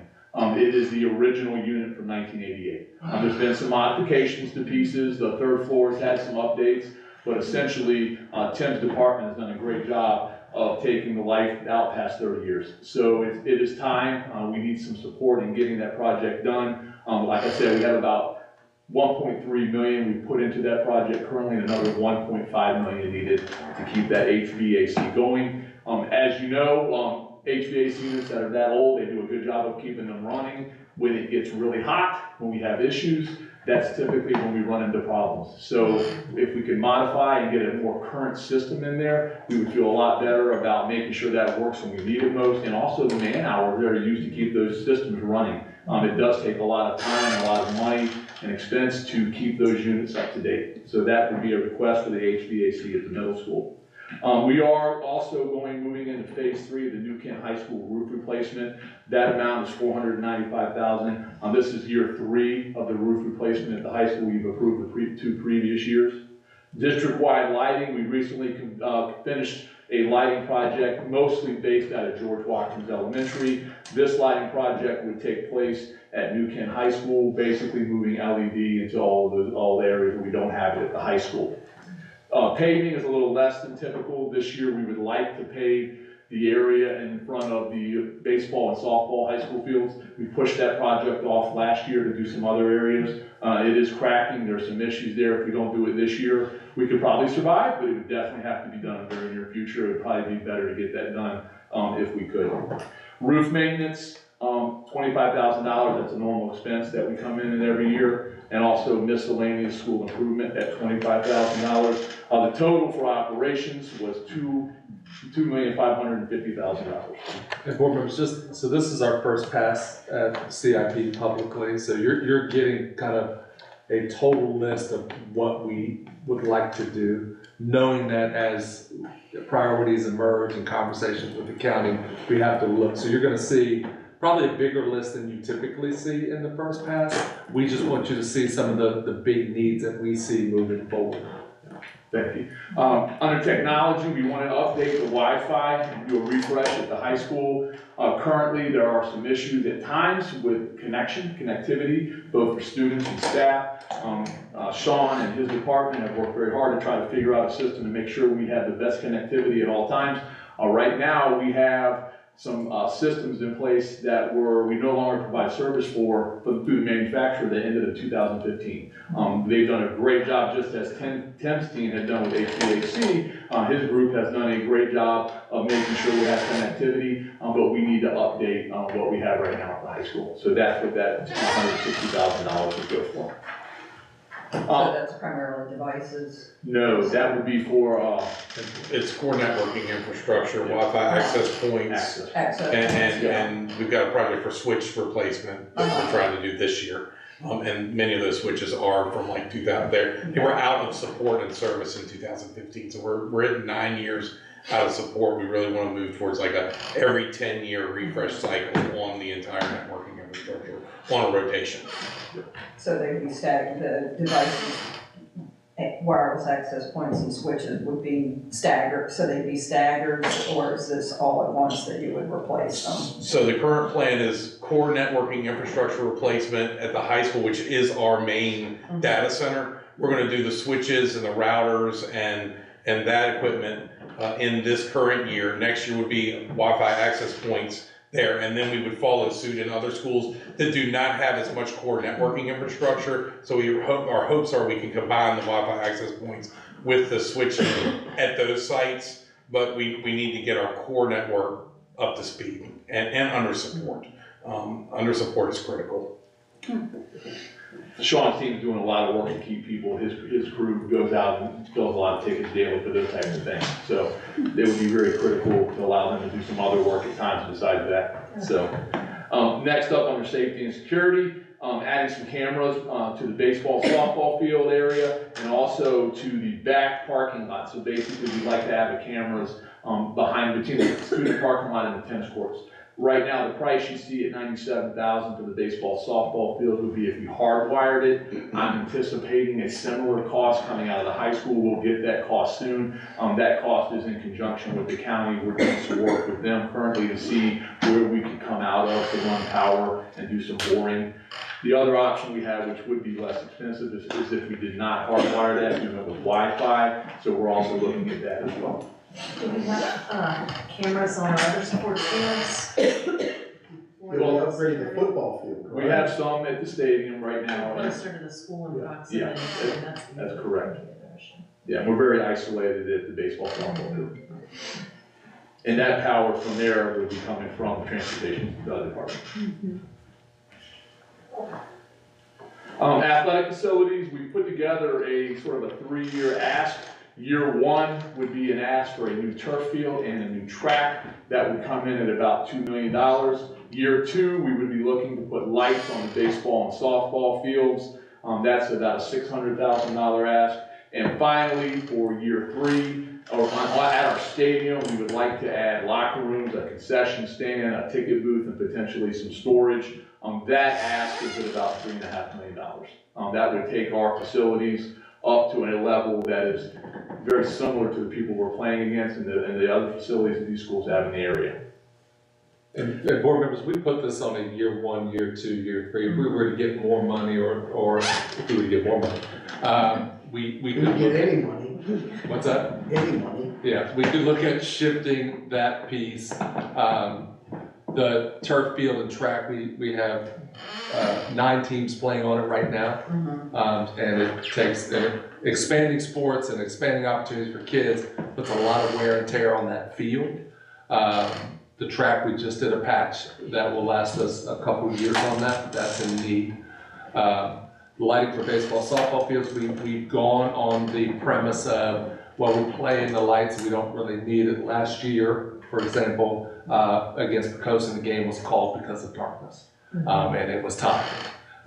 So it Well, worked the out. other thing it does too, that I think is significant for our county without having lights, we're unable to host regional and state tournaments because because we're not even an option.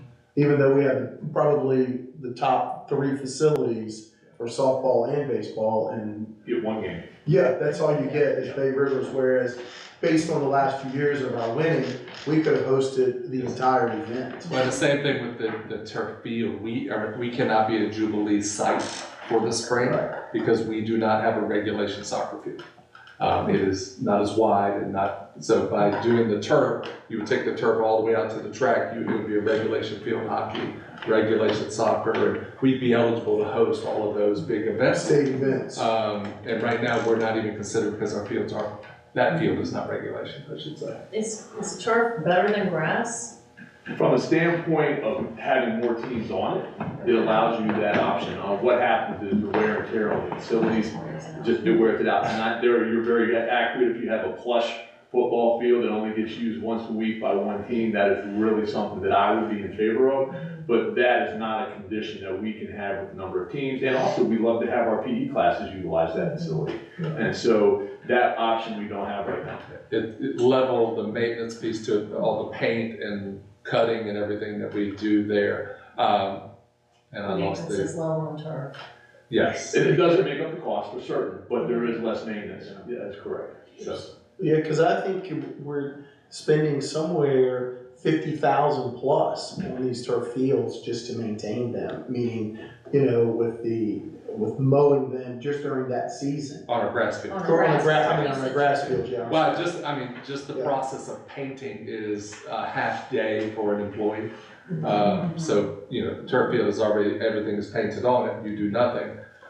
So, you're getting a half day a week back, fall and spring, and not to mention our maintenance, cutting the fields, all of those pieces. And we work in conjunction with Parks and Rec for our fertilization plan and that type of stuff. We pulled PE off of our fields now, just because we could not take the wear and tear on it, so we'd be able to bring that back. Is this what most schools have now? So we're the only Building school- to turf? Yeah, we're Outside- the only, with us, and I think it's Smithfield. Smithfield. are the only two. Smithfield does not play on turf and, us. yeah. I think there are only two in the Bay Rivers Yeah. district. Bruton actually, as a subset of York, Bruton was playing at Bailey Field. Bruton now has, at the pit, has a turf field now. Coaching has turf. So, and then when you look to the west, So was that bad? when you look at your Hanover's, your Heritage, I mean, your, Oh, Henrico County, they went on a bond referendum 3 years ago that, and it was a tremendous bond referendum, that they renovated every high school football field in Henrico County to turf within a 3-year cycle. Yeah, I put together a little project that included what they've done, and I think it's a perfect model. Yeah, and they just did it, and schools could pick who wanted to be first, second, third, or whatever, but now every field in Henrico County is synthetic. and in that year 3 piece, which we did mention on, there are some things that we can do in rethinking the configuration to improve safety and security. Separating home and visitor, like a lot of places do, separate bathrooms, separate places, and then if we ever change. Yeah, if we ever had to do a mass exodus, multiple points in order to, you know, it's just a lot of things that we can do with for a long time. I mean, we can set a new standard for those facilities, and I think our kids deserve it, and I think we have the. Well, that was one of the biggest arguments, even from my days of coaching at the high school, is the high school softball fields are wide open facilities. There is no dedicated entrance into those. People park and walk right up. So there is no vetting process of people coming through gates and buying tickets or evaluating people. And so it just becomes a wide open spread. So from a security and kind of a camera issue, if something happens in the parking lot of the baseball and softball field, nobody has any idea what goes on. Because we can't monitor, we can't see it from a security standpoint of view. And we even talked about for some of our bigger events now at the baseball and softball fields, if they're playing at the same time, we literally now have to have sheriff's department there where we never have to have them in the past. But we've been talking about substantial upgrades, and this is a theme throughout the capital piece. We've been doing some patching and staying afloat, but you know, what do we really need to move forward? And this is, you know, we wanted to put some numbers in front of our board and the public, and we wanted to, you know, continue that conversation and see if there's a path to move forward. Because I think that they just installed security cameras at Pine Fork Park. Yeah, which was a 2-year afterthought. And right now, our neighbor at Quinton has much better fields than we do, and I want to change that. Yeah, our football field is from 1988. Yeah, that's right. So, you know, competition sports is much different. But back to the turf field, it would be interesting to see if BHSL keeps data on injuries. Correct. Yeah, that's always been a big one, is that they will tell you historically that synthetic turf fields could potentially produce more injuries based on the type of sport. We can look that up and try to get. And that's a good analytical piece of. I think I will say this, I've done a little. The technology is a lot better Technology now. on turfs is changing, and they're trying to improve that. They're a lot aspect of it. softer today than they Right. were. Yeah, it's not that outdoor carpet, you know, when you first got. I remember back in 1981 playing at City Stadium in Richmond, Virginia, in football, and they had one of the only, back then it was called AstroTurf, Yeah. where literally it was carpet over top of asphalt, and that's what you played on, You're not wrong. Yeah. which is very different now. Yeah, Precosta's actually on their second turf field, just to show, you know. Yeah, I think the Whisk is on theirs too. So lifespan 10, 12 years of a turf field, so we're kind of behind. Well, and the great thing about that, if we put that in there, that it's a community thing. Our youth sports teams can have big bowl games out there, we can run track meets, it really becomes a place where we can host a lot of events and make it a lot of fun. So, moving on to the next one, as you saw earlier, middle school enrollment will continue to grow. We are in need of more seats. What we are anticipating doing is adding some classes at the middle school, probably about 5 to 6 classes is what we're looking at. That expense would be in the area of $3,500. So, $3,500,000. We'll buy so that would be, right now we're looking at several options there. One of those options would be potentially adding a second floor classrooms above the kitchen area. So board members, Yeah. so that same project on the other side of the I river. remember talking about that back then. A little more complicated because of the vents and all, I'm sorry, Ms. Barber. Our court facilities, so do we have capacity to serve that many more kids? We do because, and that's a great question, we do because they've now moved to 6 lunches instead of the 3 they've had before. So the biggest issue we had there was lunch. And now we definitely have the room to add 5, 6 classrooms and still be in a good place. And actually, they did it during the pandemic for spacing, and they thought it was the best thing ever, having kids. And they also utilize the Parks and Rec gym during PE time, so that allows them. Oh, okay. Yeah, some of the PE classes are allowed, they go over there during PE, so they. Part of their gym is running over to the gym. Yep. It's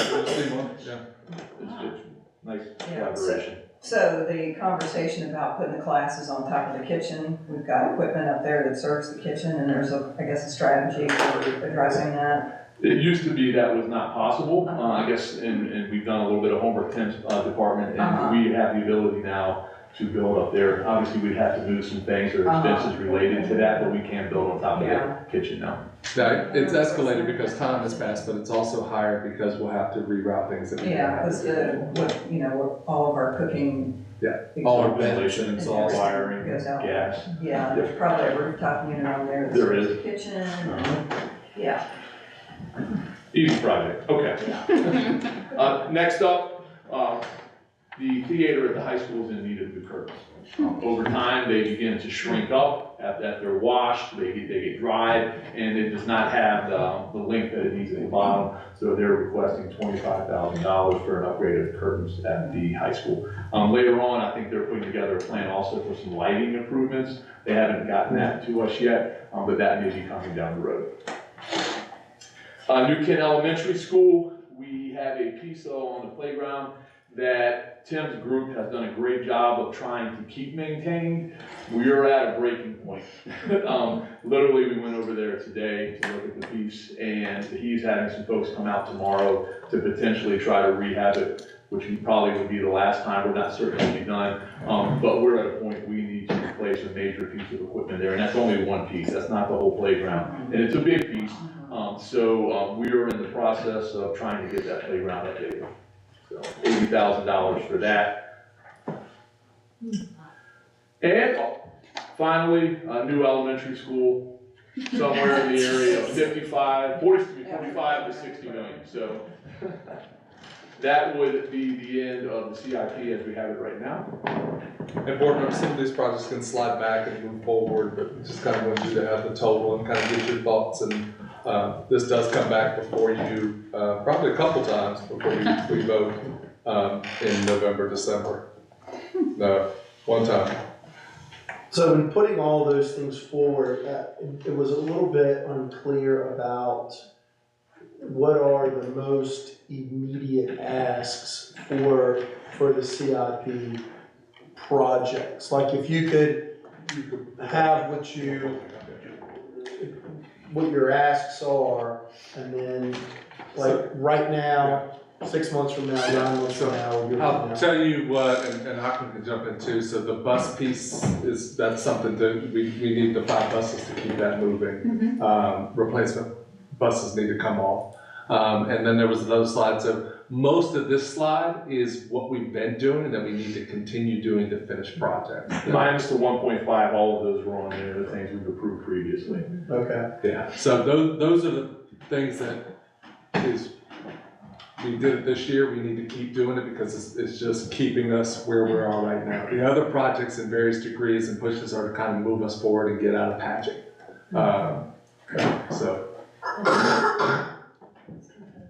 In terms of the CIP fund, do we do we allocate X amount of dollars every single year from that fund that says, and maybe this is a hanging question, but what is our balance, and do we have a percentage that says we don't want to spend it down lower than $2 million or whatever that is? Does that make sense? Kind of, so the county actually has, you know, a number that they work with as far as like new CIP items, and this whole process will run just like your budget process does, where everybody makes their recommendation, and then they have a certain pot of money that you can use. I think the part that you're referencing is kind of our year-end carryover. Right. The county allows us then to use on additional CIP projects immediately, so we're outside of this process. And what we want to try to do is keep it really in this process, but as you all know, we've brought to you many transfer requests during the year, things that we need to do, and that then is the funding that we utilize. And I would say to be a little bit conservative about what we leave in that balance, because that is really our only contingency that we have in case of any type of big emergency that we have for New Kent County schools. So I would say, you know, with that being said, you really want to make sure that you have that funding available for those types of needs that you don't know about. So in these asks of what you said, the almost $3 million, that's what we're really talking about, more or less, of moving forward with the immediate needs, correct? That would be the request for next July 1 funding that we would receive for those projects. Okay.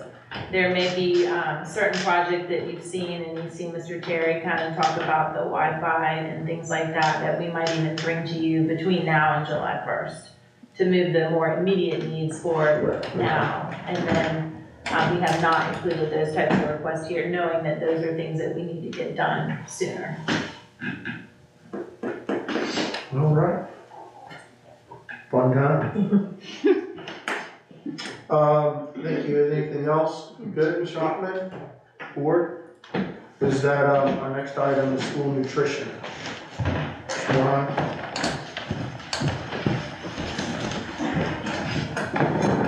Mr. Mead, School Board, Dr. Nichols, tonight I'm asking for an appropriation of fund balance from our school nutrition fund for FY23 for $94,299.80. Basically, we are self-funded with, you know, our school nutrition program and the enterprise program. They basically make their own revenue and then spend their own funds. We are lucky that we have an amazing school nutrition director that each year tries to really keep us in the black and ahead of the game, making money. That's not always common. So thank you to Leslie Smith for that. And there actually are rules at VDOE about how much fund balance you can have for school nutrition. And it's basically 3 months of your operating expense.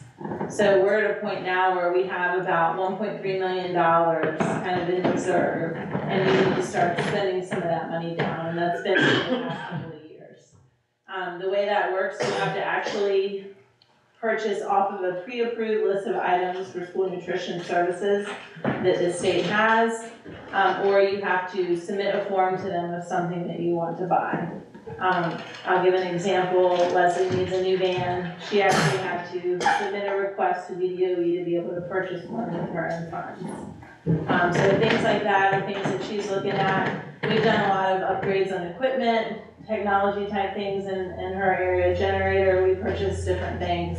So this year we used about $94,000 of fund balance. Last, for FY24, we actually budgeted using some of the fund balance, I think about $100,000. But she'll probably try to use even more than that in this current year. So that's the request tonight. That's kind of how that works and why we're trying to spend that down. Any questions? All right, thank you, Ms. Juan. Is that old business here, the ESSER 3 update? Yes, as you know, we do have an ESSER 3 along with a lot of other pandemic funding grants that we have brought before the board over the past few years. This one in particular is a very public-facing grant we do have certain requirements of having this on our website, having a public hearing every 6 months. We will have a public hearing on our ESSER 3 plan at our November meeting. So we just wanted to give you an update. The hearing really is on a return to learn to in-person instruction, kind of getting to a point where it's kind of getting a little bit repetitive what we're saying, because we're not really changing that per se of what we're doing. But just for transparency, we'd like to bring you also the spending plan. Both of these items are on our website under About NKCPS, under Safe Return to In-Person Learning. What we are doing here, we'll just show you the changes that we're making. Really, we are shifting some of our funding that we had for school-based subs, and some of our outdoor learning spaces, and a little bit of a Say Yes to Success campaign that we had, really just shifting some of those fundings away from those items. We were able to fund school-based subs in our FY23 operating budget. So we're now kind of shifting that money, and we've added in audio-visual equipment upgrades for the middle and high school, basically our touchscreen TVs that we've been implementing district-wide. This would support finalizing some of those additions. Mr. Hotman brought to you the curtains in the high school auditorium. This is doing some more of the audio-visual work. We don't have quotes back on that yet. This is kind of a placeholder, so there might be changes down the road of what this looks like. I just want to say that, you know, this grant is constantly changing. And then additionally, if you remember, originally in this grant, we did have a part-time grants position that we had. We ended up actually taking that out, mainly because we really didn't have the time and energy to train anyone to come in and do that work. Now we're at a point where we need that person to come help. There's a lot of other outside the public facing documents. There's a lot of reporting requirements and surveys and different things that you have to do with DOE on this, and we just need a little more additional support. So we're putting half of that back in. And those are the changes that we're making right now. We still have some or more professional development. We are paying for 2 instructional coaches out of the ESSER 3 funding. So we'll continue to fund those programs in the 24 year. Still, we were doing PPE that has already previously been done. We're not really doing that anymore. So those types of things are still in the plan. These are only changes. Both of the plans are in board docs and also on our website. Any questions, board? All right, thank you, Ms. Mornow, for managing that, that spending plan and for your staff to keep that updated. Our next item is citizen comment period. Do we have any citizens comments? Okay, no citizens comments. Now we will go to our action items. Our first action item is to consider the approval of the 2023 Superintendent's Advisory Committee members. Do I hear a motion to approve the 2023 Superintendent's Advisory Committee members as presented? I move that we approve the 2023-2024 advisory committees as presented. Do I hear a second? Second. Any discussion? If there's no discussion, then we'll vote. All in favor, say aye. Aye. The consideration of the approval has been approved. Next item is consideration, approval, and renewal of the VSBA policy service contract. Do I hear a motion to approve the renewal of the VSBA policy service contract as presented? I move we approve the renewal of the VSBA policy service contract. Do I hear a second? A second. Any discussion? If there's no discussion, then we'll take a vote. All in favor say aye. Aye. The renewal of the VSBA policy service contract has been approved. The next item is the considered approval of the vehicle remarketing request. Do I hear a motion to approve the vehicle remarketing request as presented? I move that we approve the vehicle remarketing request as presented. Here a second? Second. Any discussion? If there's no discussion, then we'll vote. All in favor say aye. Aye. We approve the vehicle remarketing request. The next item on the action items is to consider the approval of new school nutrition FY '23 appropriations of the fund balance. Do I hear a motion to approve the school nutrition FY '23 appropriation of fund balance as presented? I make a motion that we approve the school nutrition FY '23 appropriation of funds balance as presented. Is there a second? Second. Any discussion? If there's no discussion, then we'll vote. All in favor, say aye. Aye. We approve the school nutrition FY '23 appropriation of the fund balance. That concludes our action items, and now to school board comments and superintendent. Ms. Barber?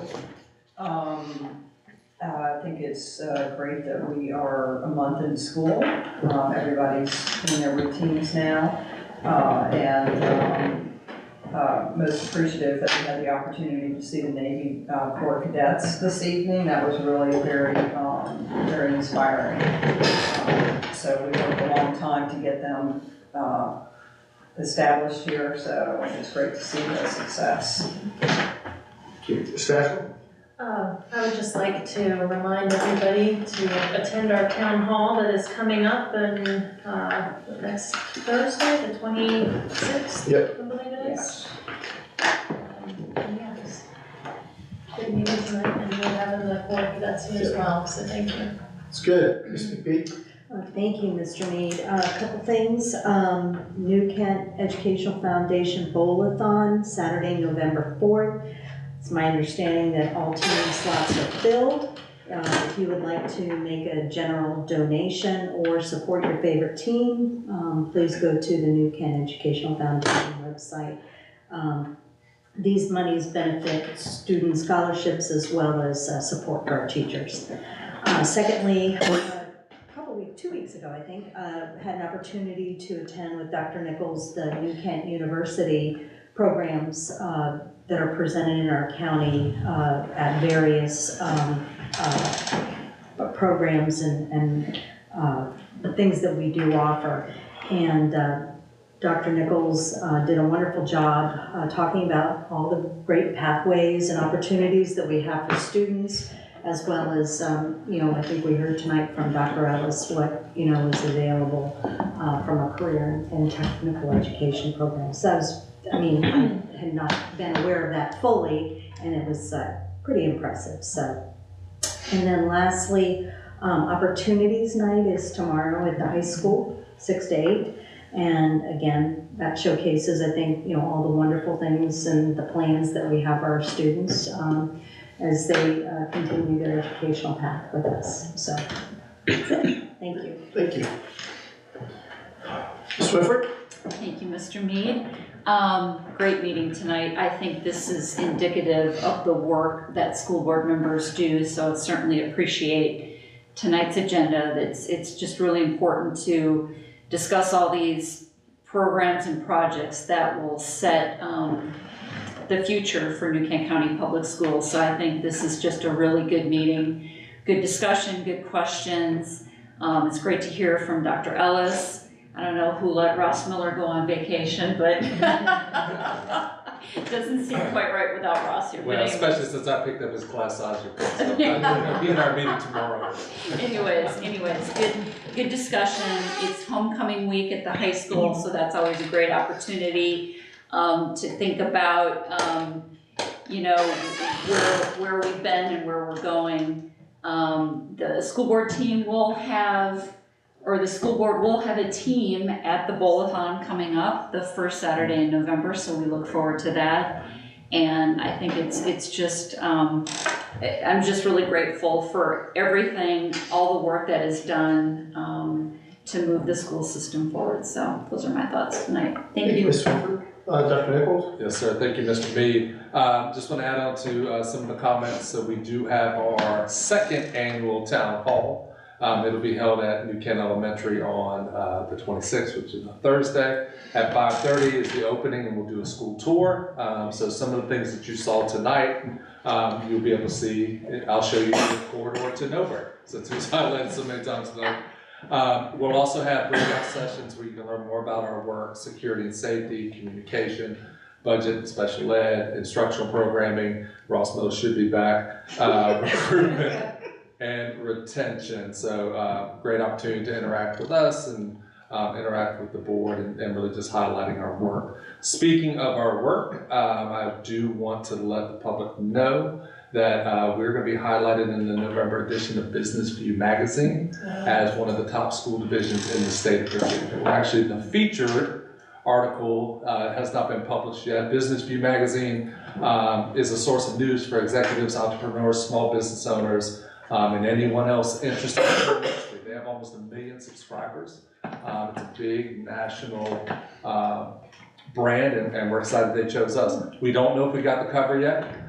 We did submit some really convincing pictures, but we are the featured article in November. So when it does come out, we'll make sure we push that across all of our social media and everywhere else. Just, we have work to do, but we've done a lot of great work. And Feel free to go ahead and get started. I think we might be looking. Hey, look at Hannah, your old friend. Oh, yeah. So we're really excited about that. And then I want to end with this. We're in the presence of none other than Aiden Alexander. Aiden is a senior at Code RBA, one of our regional programs. I often say Aiden for president because Aiden is just an incredible young man, working on a lot of things.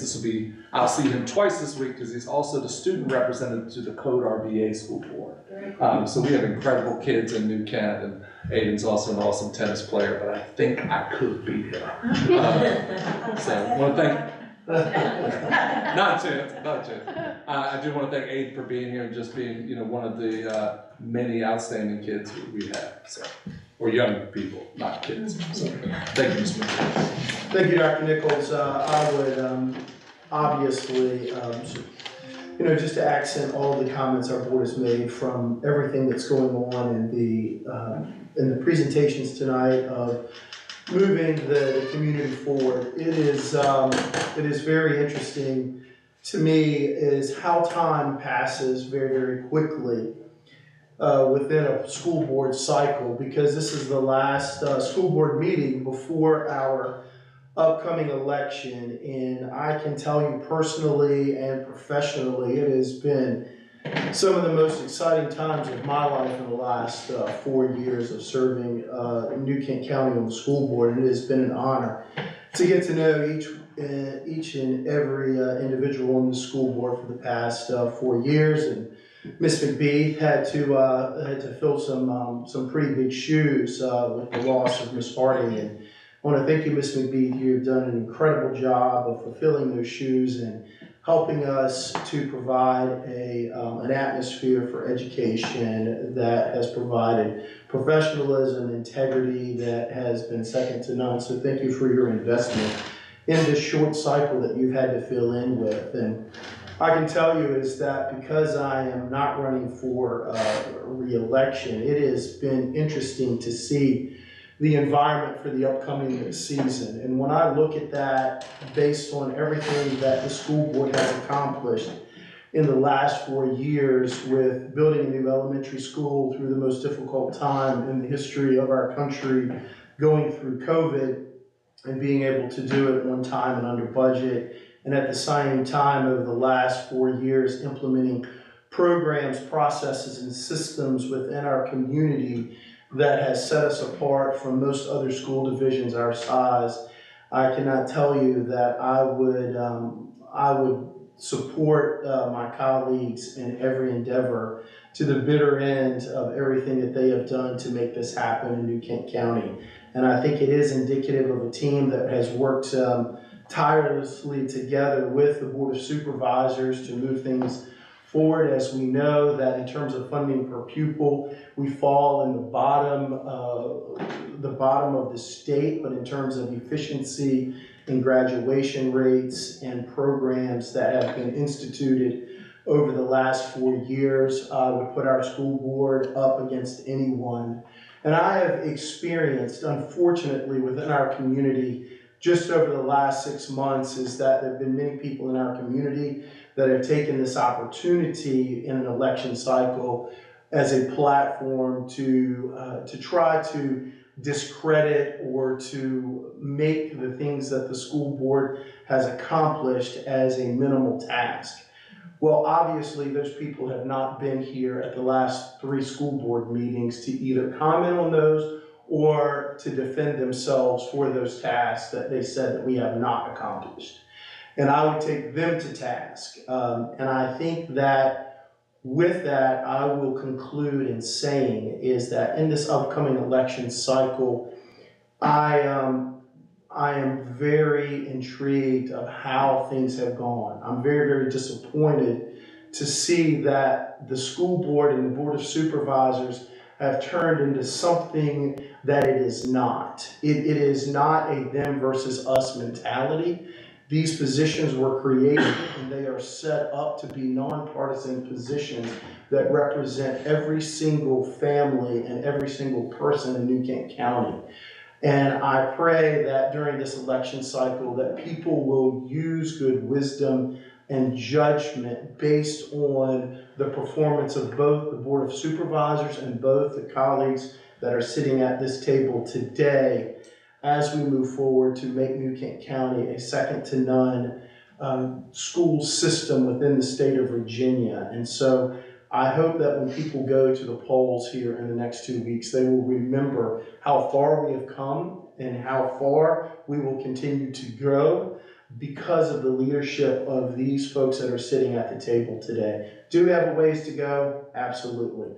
But I can tell you what, we're a lot better today than we were 4 years ago because of the leadership of Dr. Nichols and because of my colleagues that are sitting here to my left and to my right. And so I look forward to supporting you unabashedly and unequivocally in this upcoming election cycle because you deserve the support of everyone from the community of all that you have accomplished up to these last 4 years. And so I look forward to being an incredible participant in the things that go forward. I look to be on the other side of that podium to use my 3 minutes in a way that will do nothing more than support and encourage the decisions of the school division and the school board in the upcoming 4 years. So I look forward to the opportunities to support everyone in the upcoming future. So again, thank you, Dr. Nichols, and thank you, school board members,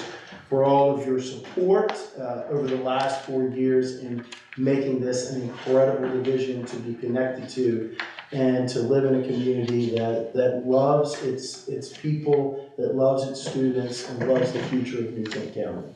So thank you so much for everyone that is here this evening. And so that will conclude our meeting. And our next meeting will be on November the 13th, 2023 at 5:30 p.m. here at the New Kent County Administrative Building board meeting. With that, our meeting is adjourned at 7:50.